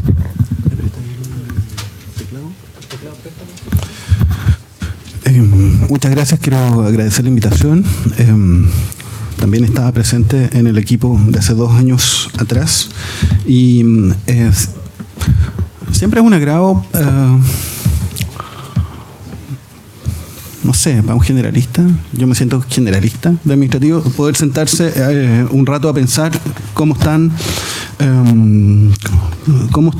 materializándose las ideas generales del derecho de tu disciplina en algún ámbito. Y eso es lo que propongo hacer.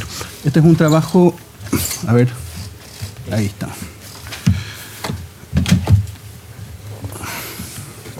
Esa no es. Sorry.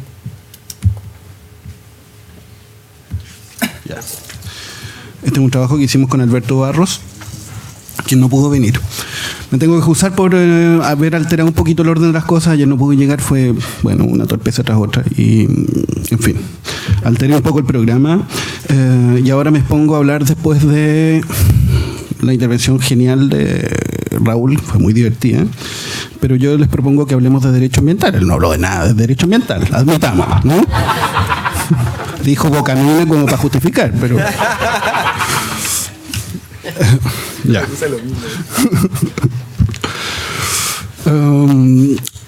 Quiero hablar de una cuestión sobre la cual probablemente ayer se habló también, que es el tratamiento de la invalidación entre las competencias del Tribunal Ambiental, que es una materia que se remite a lo previsto en el artículo 17, número 8 de la Ley 20.600, que probablemente todos conocemos bien.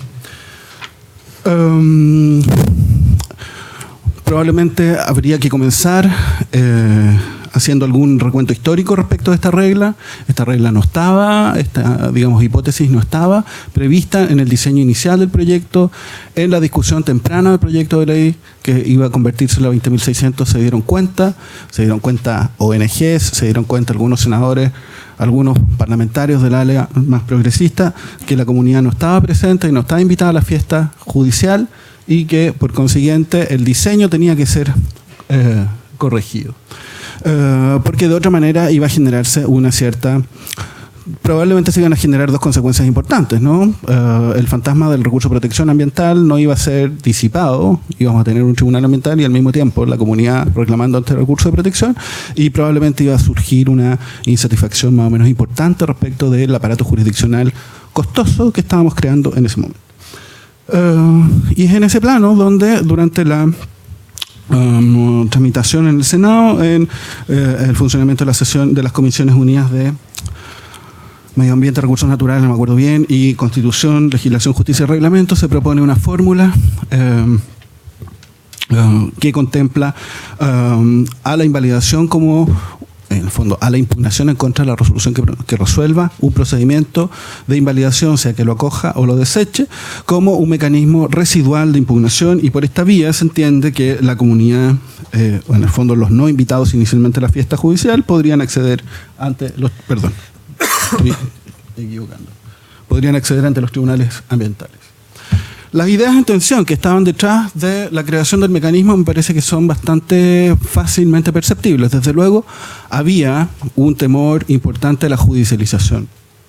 A la judicialización ambiental, a la litigiosidad ambiental, básicamente con el propósito de estabilizar la RCA. Si uno mira, un poquito lo que fue la literatura, voy a decir jurídica, entre comillas, ¿no? La literatura que surgió antes de la ley, antes de los tribunales ambientales, a lo mejor a raíz de problemas como el caso Celco o cosas parecidas, ¿no?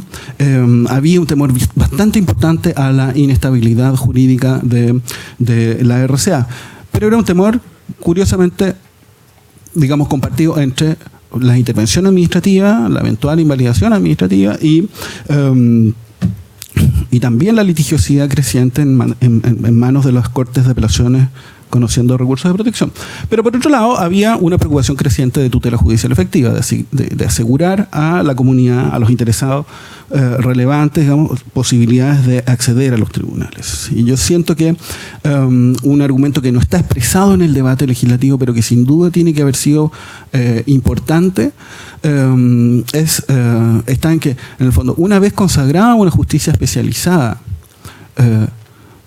y abierta la puerta ante esta justicia especializada a principalmente los agentes de la industria, a los empresarios, a los titulares de proyectos, probablemente para el sector menos progresista del Congreso no le quedaba muchos argumentos para negar alguna posibilidad de la comunidad para participar aquí. Entonces, es bastante paradójico que la invalidación administrativa que fue en el imaginario de Sotoclós, por ejemplo, en el imaginario de Fermandois, la bestia negra del derecho administrativo, una cosa peligrosa, haya terminado siendo, en este proyecto de ley, digamos, el camino justamente para poder acceder a la justicia. Es bien curioso eso. Como sabemos, el mecanismo de la invalidación, este es uno de los temas, uno de los leitmotiv, un tema regalón del derecho administrativo clásico, probablemente no solo en Chile, en todas nuestras coordenadas relevantes, quiero decir en el derecho francés, en el derecho español, probablemente también en el derecho alemán, hay reglas particulares que se pronuncian sobre esta cuestión.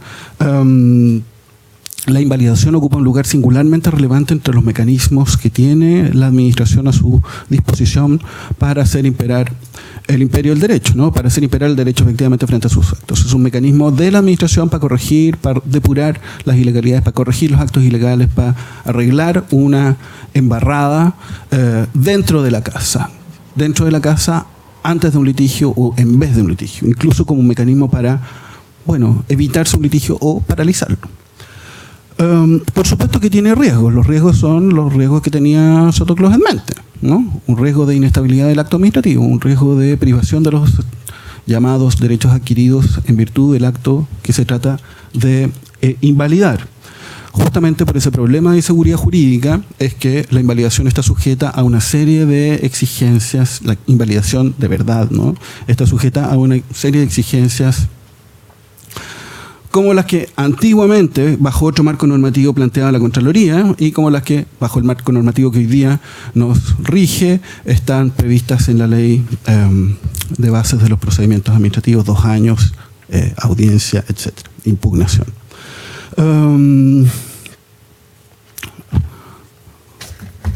Una de las enseñanzas que nos deja el antiguo caso Castilla, no me acuerdo cuándo fue, qué mala memoria, es que la invalidación no es un recurso, también todos lo sabemos, la invalidación no es un recurso, pero es muy parecida a un recurso.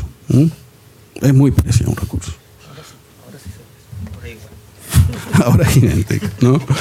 Probablemente puede conducir al mismo resultado que un recurso, puede ser gatillada también por un particular. Por supuesto que no es un recurso, es un poder, una manifestación del autocontrol de la administración, la puede ejercer ella misma por su cuenta. El resultado es el mismo.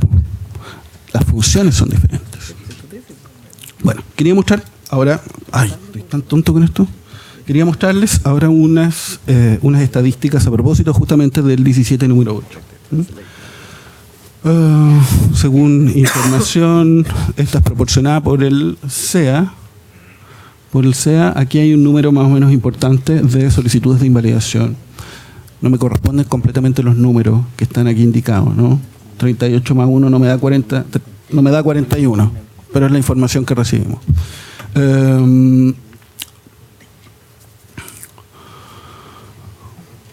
No, pero las últimas líneas no calzan muy bien.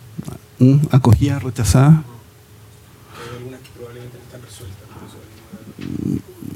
Sí, pero en el fondo es el desagregado del 41 el desagregado del 41 se reparte entre 38 y 1. Probablemente hay algunas que son inadmisibles, no sé. En todo caso, aquí hay un número que es más o menos significativo. El CEA está haciéndose cargo de un número importante de solicitudes en este sentido. Digamos, son competencias también nuevas que están a su disposición. Esto, en cierto modo, está o dilatando sus procedimientos o distrayendo a su personal para hacerse cargo de este tipo de pronunciamientos. Hay que tomarlo en consideración. ¿Cuántas de estas peticiones llegan a tribunales? Aquí están los datos, esto es elaboración propia de datos, digamos, que hemos recogido directamente las bases de datos de los tribunales de Santiago y Valdivia. El grueso, sin duda, de las impugnaciones vía reclamación. No estamos hablando de las consultas, no estamos hablando del daño ambiental, solamente reclamaciones. El grueso de las reclamaciones, sin duda, está concentrado en torno a sanciones administrativas, el 17 número 3. Pero, en relación con las RCA, digamos, todavía la impugnación vía 17 número 8, vía invalidación, es mayoritaria. Hay casi 40 contra 10 contra 20, es el doble. O sea, la impugnación en contra de actos de invalidación es el doble de la impugnación en contra de actos de la RCA. Voy a ver el tiro en la próxima lámina. Un poquito esta información desagregada por años, ¿no? Pero lo que quiero mostrar es esto, en realidad.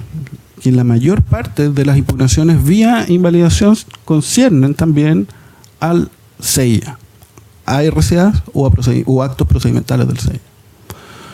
O sea, vía invalidación estamos impugnando, estamos judicializando el doble de las causas que estamos conociendo directamente a través del 17.5 y el 17.6. Y eso es bastante significativo.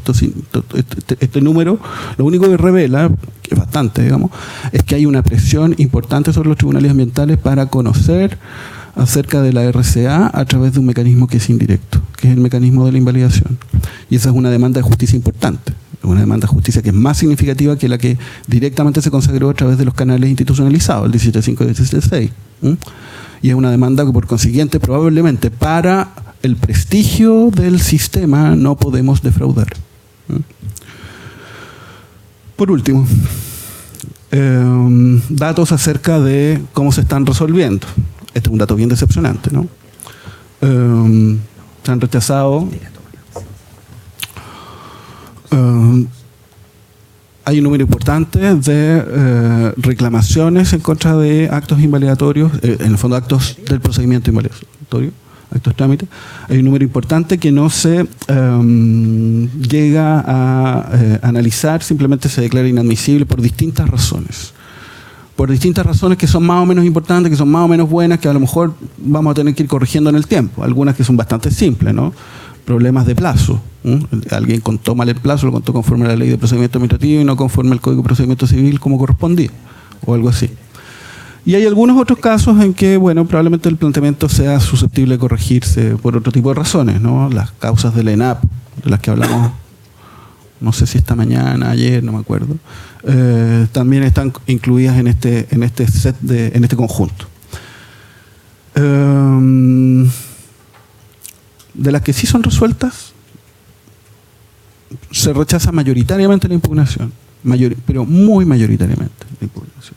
Se han acogido por los tribunales ambientales 3, pero al final del día solo 2 cuentan, porque de la carretera de la fruta, como sabemos, la Corte Suprema revirtió el pronunciamiento. O sea, finalmente quedan 2 casos en que la impugnación de la decisión invalidatoria ha dado satisfacción al demandante. Y ha dado satisfacción al demandante en los casos Portland y en casos Costa Laguna, que son más o menos, bueno, es importante ganar un juicio, pero son casos puramente procedimentales. Y por consiguiente uno debería preguntarse, bueno, ¿en qué estamos convirtiendo este mecanismo, no? ¿En qué estamos convirtiendo este mecanismo? También estos datos, yo no quisiera que estos datos, digamos, nos quedáramos en la cabeza con estos datos como si fueran una tendencia. Por supuesto que si fuera una tendencia, es una tendencia pavorosa. Aquí también hay aprendizaje, ¿no? Nos hemos tropezado un montón de veces para llegar a este número tan elevado de rechazos de las acciones, y probablemente esos tropiezos están generando, digamos, aprendizaje frente a lo que viene, frente al futuro. Los demandantes, los litigantes van a empezar a saber contar bien los plazos de ahora en adelante, por ejemplo. Van a saber bien que tienen que agotar la vía administrativa correctamente para poder llegar al tribunal ambiental a través de este mecanismo. por ejemplo. Y bueno, también vamos a tener que entender suficientemente bien el laberinto regulatorio, procedimental administrativo al que nos conduce el juego de la ley de base del medio ambiente, de la ley de tribunales ambientales y de la ley de procedimiento administrativo.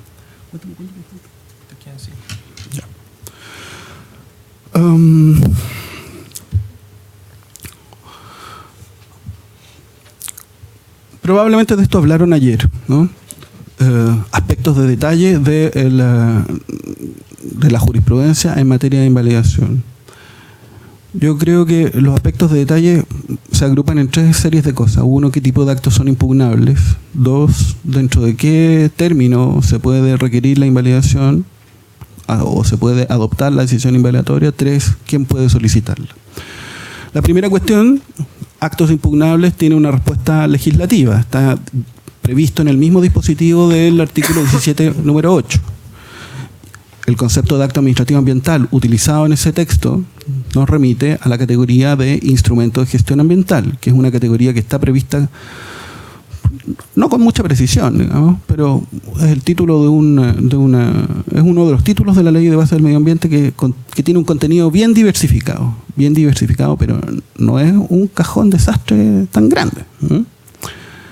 Hay algunas cuestiones que están siendo sometidas al conocimiento de los tribunales ambientales que están bastante a medio filo o que están fuera del filo, derechamente, ¿no? Por ejemplo, algunas cuestiones sobre sanciones. ¿Las sanciones son instrumentos de gestión ambiental en el sistema de la ley de base del medio ambiente, por ejemplo?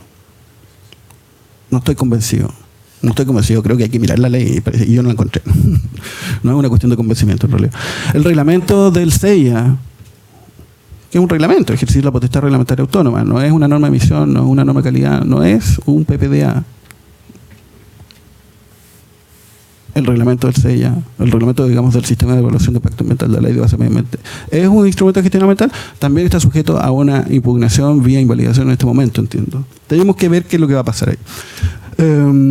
Ahora, donde la pregunta es más pertinente, probablemente porque no tenemos parámetros legales, tiene que ver con los actos trámites del sistema de evaluación de impacto ambiental. Dado que podemos discutir a través de la invalidación, en el fondo, los actos que se viertan en un procedimiento de evaluación de impacto ambiental, que es lo más interesante, también cabría preguntarse si los actos trámites, digamos, pueden ser cuestionados por este camino.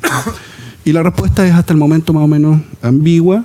Hay una tendencia más o menos importante a impugnar este tipo de actos trámites, pero la jurisprudencia pareciera no estar muy de acuerdo según lo que planteó en Carretera a la Fruta, la Corte Suprema. Luego hay una pregunta que es muy importante.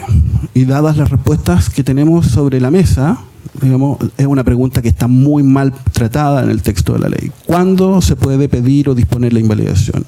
Tenemos aquí todas las alternativas posibles para todos los gustos. Entre 2 años, un 2 años extendido, según la interpretación de CNEM, digamos.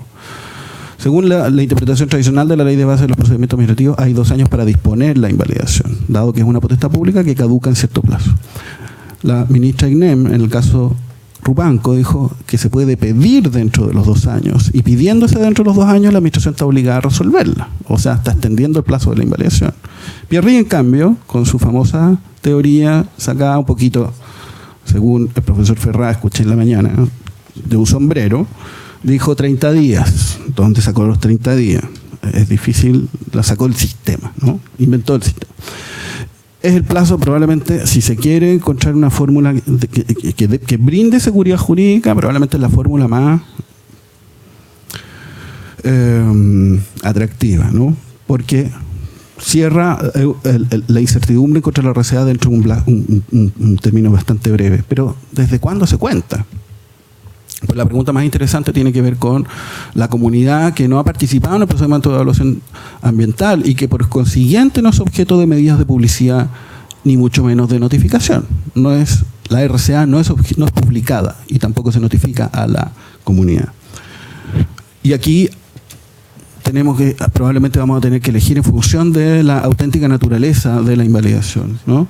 Una solución tipo Hoteleras o Montour. Estoy hablando del contencioso, del reclamo de ilegalidad municipal, ¿eh? En materia de reclamo de ilegalidad municipal también hemos discutido estos problemas acerca de actos que no se notifican a terceros. Y en un caso la Suprema dijo, mire, los actos que no se notifican a terceros son impugnables a partir del momento en que se dictan. Lo cual es la peor solución, porque es una solución que incentiva las resoluciones clandestinas, antedatadas, en el fondo, incentiva cerrar la puerta a la comunidad interesada en demandar. Y una solución a la punta piquero, en cambio, dice, dado que la comunidad tiene que estar en condiciones de poder impugnar, estas medidas tienen que ser objeto de publicación, pero esta publicación, digamos, si las decisiones de la RCA, pero las decisiones de CIA, necesitan ser publicadas, probablemente vamos a tener que poner no solamente el reglamento, sino que la ley en reforma para prever algo de esta naturaleza. Si es necesario, además, publicar los permisos ambientales sectoriales, por ejemplo, como actos relacionados con con los instrumentos de gestión ambiental, probablemente también vamos a necesitar una reforma legal importante. Hay preguntas importantes a propósito de la legitimación. ¿Quién puede pedirla? Las estamos resolviendo con el artículo 21 de la Ley de Procedimiento Administrativo hoy día. Esa es la respuesta canónica que nos ha dado en Portland, por ejemplo, o en Costa Laguna. Costa Laguna yo creo que es el criterio, está sujeto a revisión hoy día en casación, la Suprema, pero probablemente es el criterio más razonable que ha sostenido el segundo tribunal ambiental. Están encima de la mesa dos cosas, ¿no? Si todavía está, digamos, en juego, ¿qué es el interés cualificado? A que implícitamente se referiría el artículo 21 de la Ley de Procedimiento Administrativo. ¿Es un interés de naturaleza ambiental? En la sentencia de Sokimich se dijo, no es un interés ambiental específicamente. Pero todavía queda encima un montón de aspectos de detalle. Los intereses económicos, por ejemplo, los intereses del competidor, a que se respete la ley, que jueguen reglas del juego parecidas para todos, ¿son o no son aceptables como intereses, digamos, suficientes para demandar? Hay cuestiones aquí que todavía no están bien resueltas. No sé si el decano Bordalí habrá seguramente aportado alguna luz en esta materia.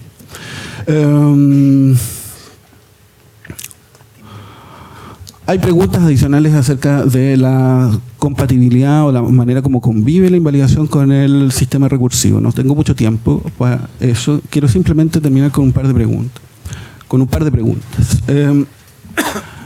A mí me parece bastante inequívoco que, independiente si compramos o no compramos la teoría de la invalidación impropia o como sea, ¿no? Independiente si nos termina de seducir por completo ese planteamiento, que es como una de las últimas cuestiones que ha dicho la jurisprudencia. Hay que constatar que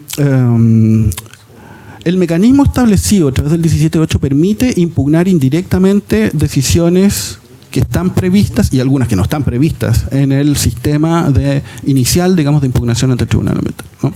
Que permite impugnar de nuevo, digamos, a lo mejor reglas, normas de calidad o normas de emisión o PPDA, reglas propiamente tales, y que permite impugnar RCA particularmente, y que permite impugnar otro tipo de cosas. O sea, probablemente se nos va a desordenar un poco el panorama a través de este mecanismo. El efecto más interesante que plantea es una ampliación del círculo de legitimados activos para impugnar judicialmente la RCA. Se invita a la comunidad ahora a impugnar la RCA a través del mecanismo indirecto de la invalidación, a través de la puerta chica de la invalidación. No me importa tanto que la puerta sea chica, por supuesto que importa que la puerta sea chica, pero lo que importa es que la comunidad esté invitada a impugnar esto. Si es así, probablemente vamos a tener que, luego de una experiencia breve, ¿no? Tenemos que estar mirando qué es lo que pasa, estoy terminando con esto, en los próximos 3 años, probablemente 3 a 5 años. Luego de esta experiencia vamos a tener que pensar si la comunidad tiene un derecho reconocido por la ley a impugnar las decisiones finales, en el fondo el resultado del procedimiento administrativo de evaluación ambiental. Derechos similares o instancias similares de participación deberían reconocerle, sin que esto signifique necesariamente cambiar por completo la estructura, a lo mejor diferencial entre DIA y ella, ¿no? Entre procedimientos que se inician a través de declaración o a través de un estudio de impacto ambiental, pero vamos a tener que repensar nuestro sistema de evaluación ambiental para contemplar como por lo demás ocurre en todos los otros procedimientos administrativos, la participación de interesados de la comunidad en este tipo de procedimientos. No puede ser que el derecho ambiental siga, en el ámbito de los procedimientos administrativos, reglas tan fuera de las reglas generales del derecho administrativo. Bueno, muchas gracias.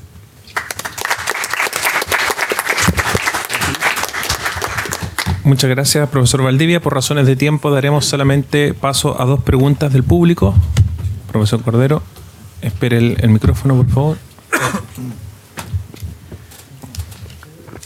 Muchas gracias.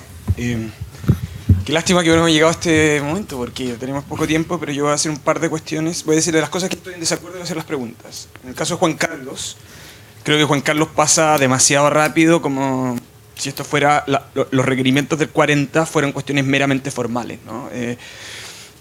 Yo creo que la lógica del beneficio económico tiene una lógica bien relevante, y la idea que subyace a eso, que un poco tiene que ver con el argumento de Raúl, pero al cual también le quiero objetar un par de cosas, tiene que ver con capturar que incumplir no sea rentabilizar. Y por lo tanto yo me tengo que llevar la parte de la torta en la sanción de lo que ganaste por el incumplimiento, en el fondo, ¿no? Entonces, las bases metodológicas de la guía lo que en rigor hacen es tratar de definir o plantear estructuralmente por qué eso tiene que ser así. Entonces no me parece que sea una autorrestricción, ¿no? que me parece relevante. Y lo segundo es que a estas alturas me parece algo de modé decir que la regla del 30 no permite poderes de sustitución. Yo sé que la Suprema tiene esta cosa como que el derecho ya no importa, ¿no?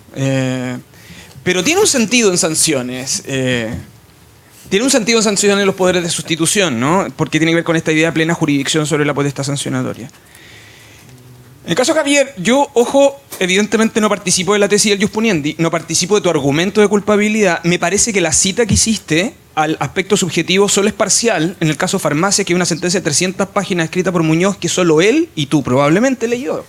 Porque lo que sí me parece relevante para potenciar tu argumento, o para poder discutir tu argumento, es que la Corte en general en los casos de derecho administrativo sancionador más bien cree en una culpa infraccional. Eso es lo que cree la Corte. Eso no es culpa. Eso no es culpa, en el fondo. Al final del día, y eso es bien relevante, ¿no? O sea, cuando la Corte tiene que hablar de culpa, habla de culpa infraccional. ¿Y por qué eso me parece tan relevante? Porque me parece que cada uno puede ser partidario de reconocer o no reconocer el Ius Puniendi, pero la verdad es que a estas alturas solo tiene relevancia la aplicación del régimen supletorio. Lo demás, en el tema de prescripciones, lo demás creo que no tiene ninguna relevancia. Y ahí hay un punto que mi objeción al argumento, aprovecho hacer tu objeción a ti y la objeción a Raúl. En el caso medio ambiente, es muy relevante de que lo que estamos hablando es de actividades reguladas. Por lo tanto, el factor sobre el cual uno evalúa el comportamiento del sujeto regulado no es respecto de la racionalidad de un sujeto individual. Esto me parece que es bien relevante. Yo no soy tan partidario del argumento de la especial sujeción por la carga valórica que tiene, pero sí me parece que lo que hace, particularmente la resolución de calificación ambiental, es generar un microordenamiento jurídico de cumplimiento, en el fondo. Entenderlo en clave culpabilidad subjetiva, por supuesto, hace inútil el sistema, y eso me parece que es relevante. En el caso de Raúl, yo creo que cometes 3 errores metodológicos. El primero es que asumes racionalidad del comportamiento, pasaste por el lado de la economía del comportamiento y ahí está toda la evidencia empírica que lo que dice es que tu presupuesto de racionalidad no es cierto. Y yo creo que de eso te tienes que hacer cargo de tu modelo. Eso es mi comentario general. Segundo, que yo creo que costo-beneficio no es política. Al final del día, costo-beneficio es cómo colocamos datos para tomar decisiones. Una cosa distinta es que deliberemos sobre preferencias valóricas, que son 2 cosas diferentes.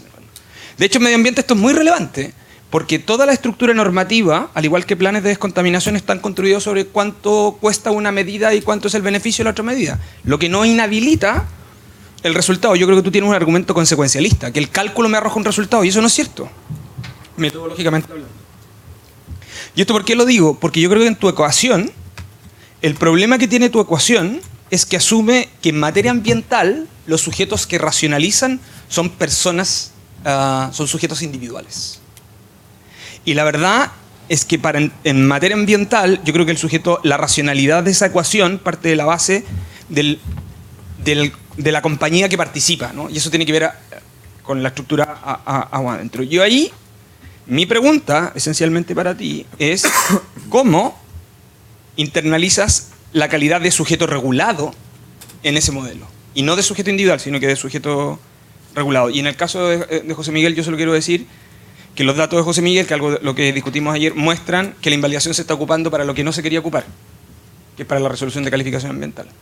Y ahí yo creo que tenemos efectivamente un problema de la persistencia de un sector en el Congreso de no haber permitido las reglas de participación de la Ley de Procedimiento Administrativo finalmente a la ley, o la participación de interesados a la ley, al sistema de evaluación de impacto ambiental. Nada más, sorry por los comentarios. ¿Preguntas? ¿No? Perfecto. Yo le pediría a los expositores que exactamente que respondan las preguntas y en un tiempo acotado, porque me acaban de avisar de que la comida ya se está enfriando.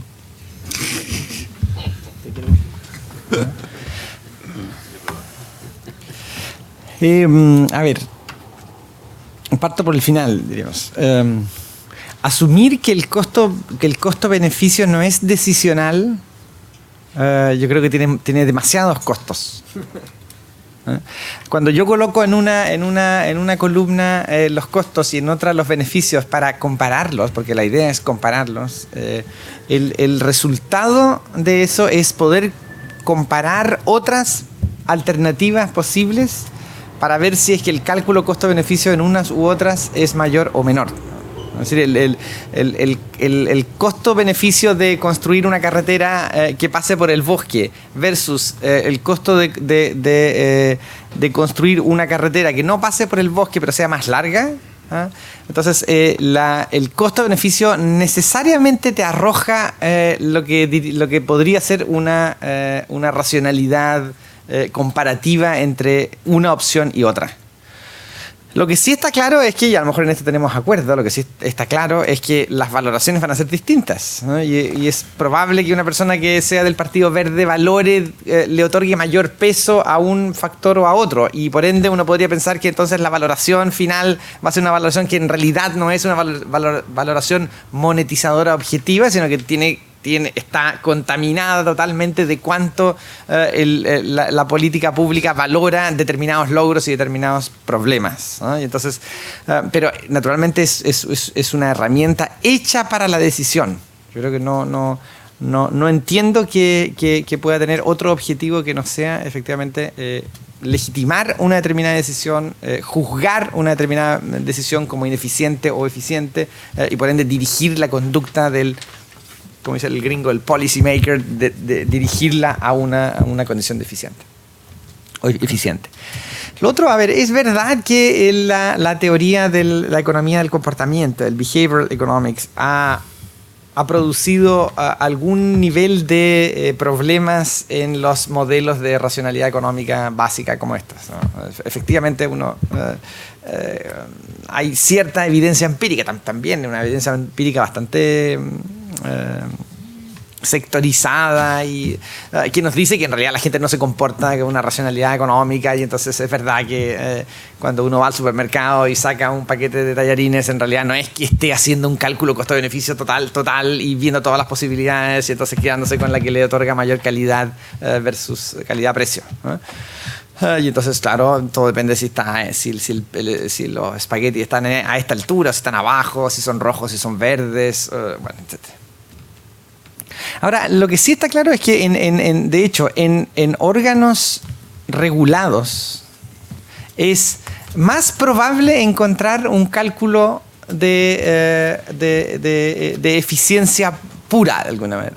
Es decir, es más probable encontrar cálculos de racionalidad económica dura, y por ende comparativa, y por ende con herramientas fuertes para poder determinar cuáles son las probabilidades de detección y cuáles son las probabilidades de sanción en órganos regulados, que recuerden, órganos regulados que pueden comportarse en condiciones monopólicas. De hecho, el problema de la regulación es que pueden comportarse en condiciones monopólicas o pueden transferir externalidades de manera grosera. Entonces, ellos son los principales interesados en realizar precisamente un cálculo de economía no del comportamiento, sino que una economía simplemente que entregue cuáles van a ser las ganancias, cuáles van a ser los perjuicios, para poder calcular si su negocio es rentable en la medida que quieren que lo sea, ¿no? Entonces, es verdad que esto sigue una lógica de racionalidad económica basada en un individuo, pero yo creo que la objeción de que no toma en cuenta los problemas de comportamiento es justificada cuando estamos incluso cuando estamos especialmente en órganos afectos a una regulación fuerte. Pero yo digo perfecto para hacer la distinción. La distinción, sí. Gracias, profesor. Profesor Ferrada, por favor. Trataré de ser muy breve. Tres cosas así muy breves. Lo primero, y solo para que no suene tan fuerte, sobre el jus puniendi, solo para producir lo que decía Javier. Yo soy consciente que las Cortes recogen, la Corte Suprema, los tribunales especiales, los tribunales mentales y el propio Tribunal Constitucional, esta tesis del jus puniendi está al único, y es cosa de ver la jurisprudencia.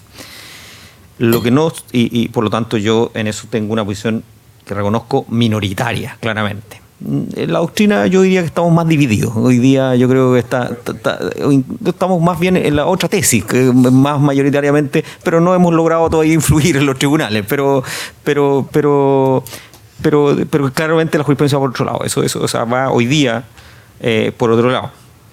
Algunos hemos logrado en algún fallo por ahí, metido en algunas cosas para ir generando algún tipo de cambio, pero vamos a ver si eso resulta.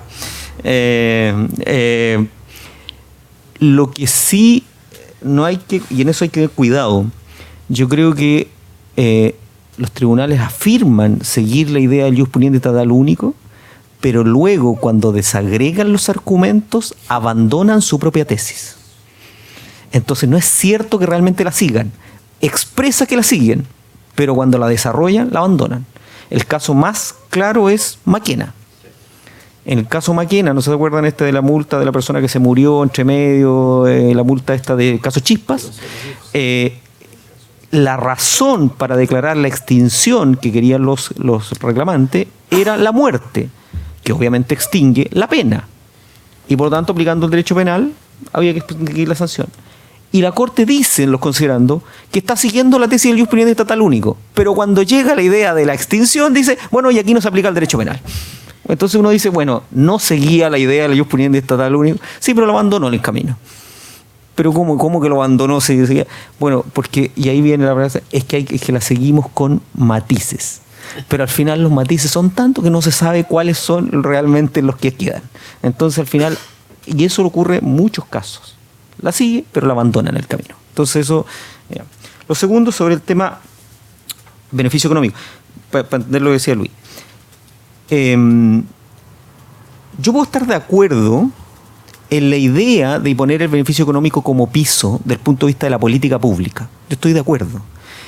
El punto es que no tengo claro, no digo que no lo sea, pero no tengo claro, que la superintendencia pueda establecer ese criterio como un criterio general y absoluto en un texto que es una resolución exenta, que tiene un carácter, bueno, podemos discutirlo, pero aparentemente normativo, ¿ya? Y que después entonces diga, bueno, esto lo hago porque aquí parten mis multas. Y uno le podría preguntar, oiga, pero es que la ley no le dijo a usted que parta de ahí. La ley dijo, tome todas estas circunstancias, en cada caso. Y no establezca una regla en este sentido. ¿Ya? Eso es mi punto. O sea, yo tengo mis dudas, no digo que sea, pero tengo mis dudas de si eso lo podía hacer la superintendencia. Que después lo haga en la práctica, me parece bien, me parece un buen criterio. Pero a veces no va a ser un buen criterio. Y ahí va a estar amarrado por la guía. Y lo tercero, el tema de la revisión de la sanción y la plena jurisdicción. Mira, este es un tema, bueno, esto daría para otra ponencia, evidentemente, pero este es un tema bien complejo, porque esta es una tesis que yo mismo la he recogido, además, en algún artículo, que es una tesis de la Corte Europea de Derechos Humanos, de que la revisión de la sanción es parte de la plena jurisdicción. ¿Ya? Y por lo tanto, aumentar o subir la sanción es ejercicio de esa propia jurisdicción. Esa es la tesis de la Corte Europea de Derechos Humanos que ha fallado un par de veces en casos bien emblemáticos. Pero, sí, esa tesis, o sea, yo di cuenta, no es que dije que la compartía, esa tesis yo la escribí en un artículo diciendo lo que decía la Corte Europea. tengo mis dudas de esa tesis, ¿sí? Tengo mis grandes dudas. Porque, digamos, de que esté correcta primero y de que se pueda aplicar a Chile. ¿Por qué? En términos muy sencillos, porque esa tesis parte de la necesidad de incorporar en la discusión del Tribunal Europeo la clasificación de las acciones francesas, por la influencia que tienen los franceses con esa clasificación en Europa. Pero no tengo tan claro que nosotros tengamos que hacer ese ejercicio y menos llegar a esa consecuencia. No lo tengo claro, digo, no lo sé. Ahora, lo que sí sé, y me parece muy raro, es que nuestra Corte Suprema se sienta con el derecho de bajar sanciones, de definir la sanción, básicamente, al caso determinado, conociendo en algunos casos del recurso de casación en el fondo, en otros de recurso de casación en la forma, en otros por apelación, estoy hablando en distintas materias, no obviamente ambiental solamente, en otras por apelación y en otras vía reclamación. Entonces yo ahí le mandaría la pelota a los procesalistas. ¿No habrá alguna diferencia en que la Corte conozca a través de un mecanismo procesal y otro a la hora de determinar el contenido de su decisión? ¿O da lo mismo como llego yo a la Suprema? No, a la Suprema le da lo mismo, pero yo desde un punto de vista procesal no suena bien, por lo menos. Gracias, profesor Ferrá. ¿Alguno de los...? ¿No? La observación acerca de que se quería cerrar la puerta a la invalidación contra la RCA.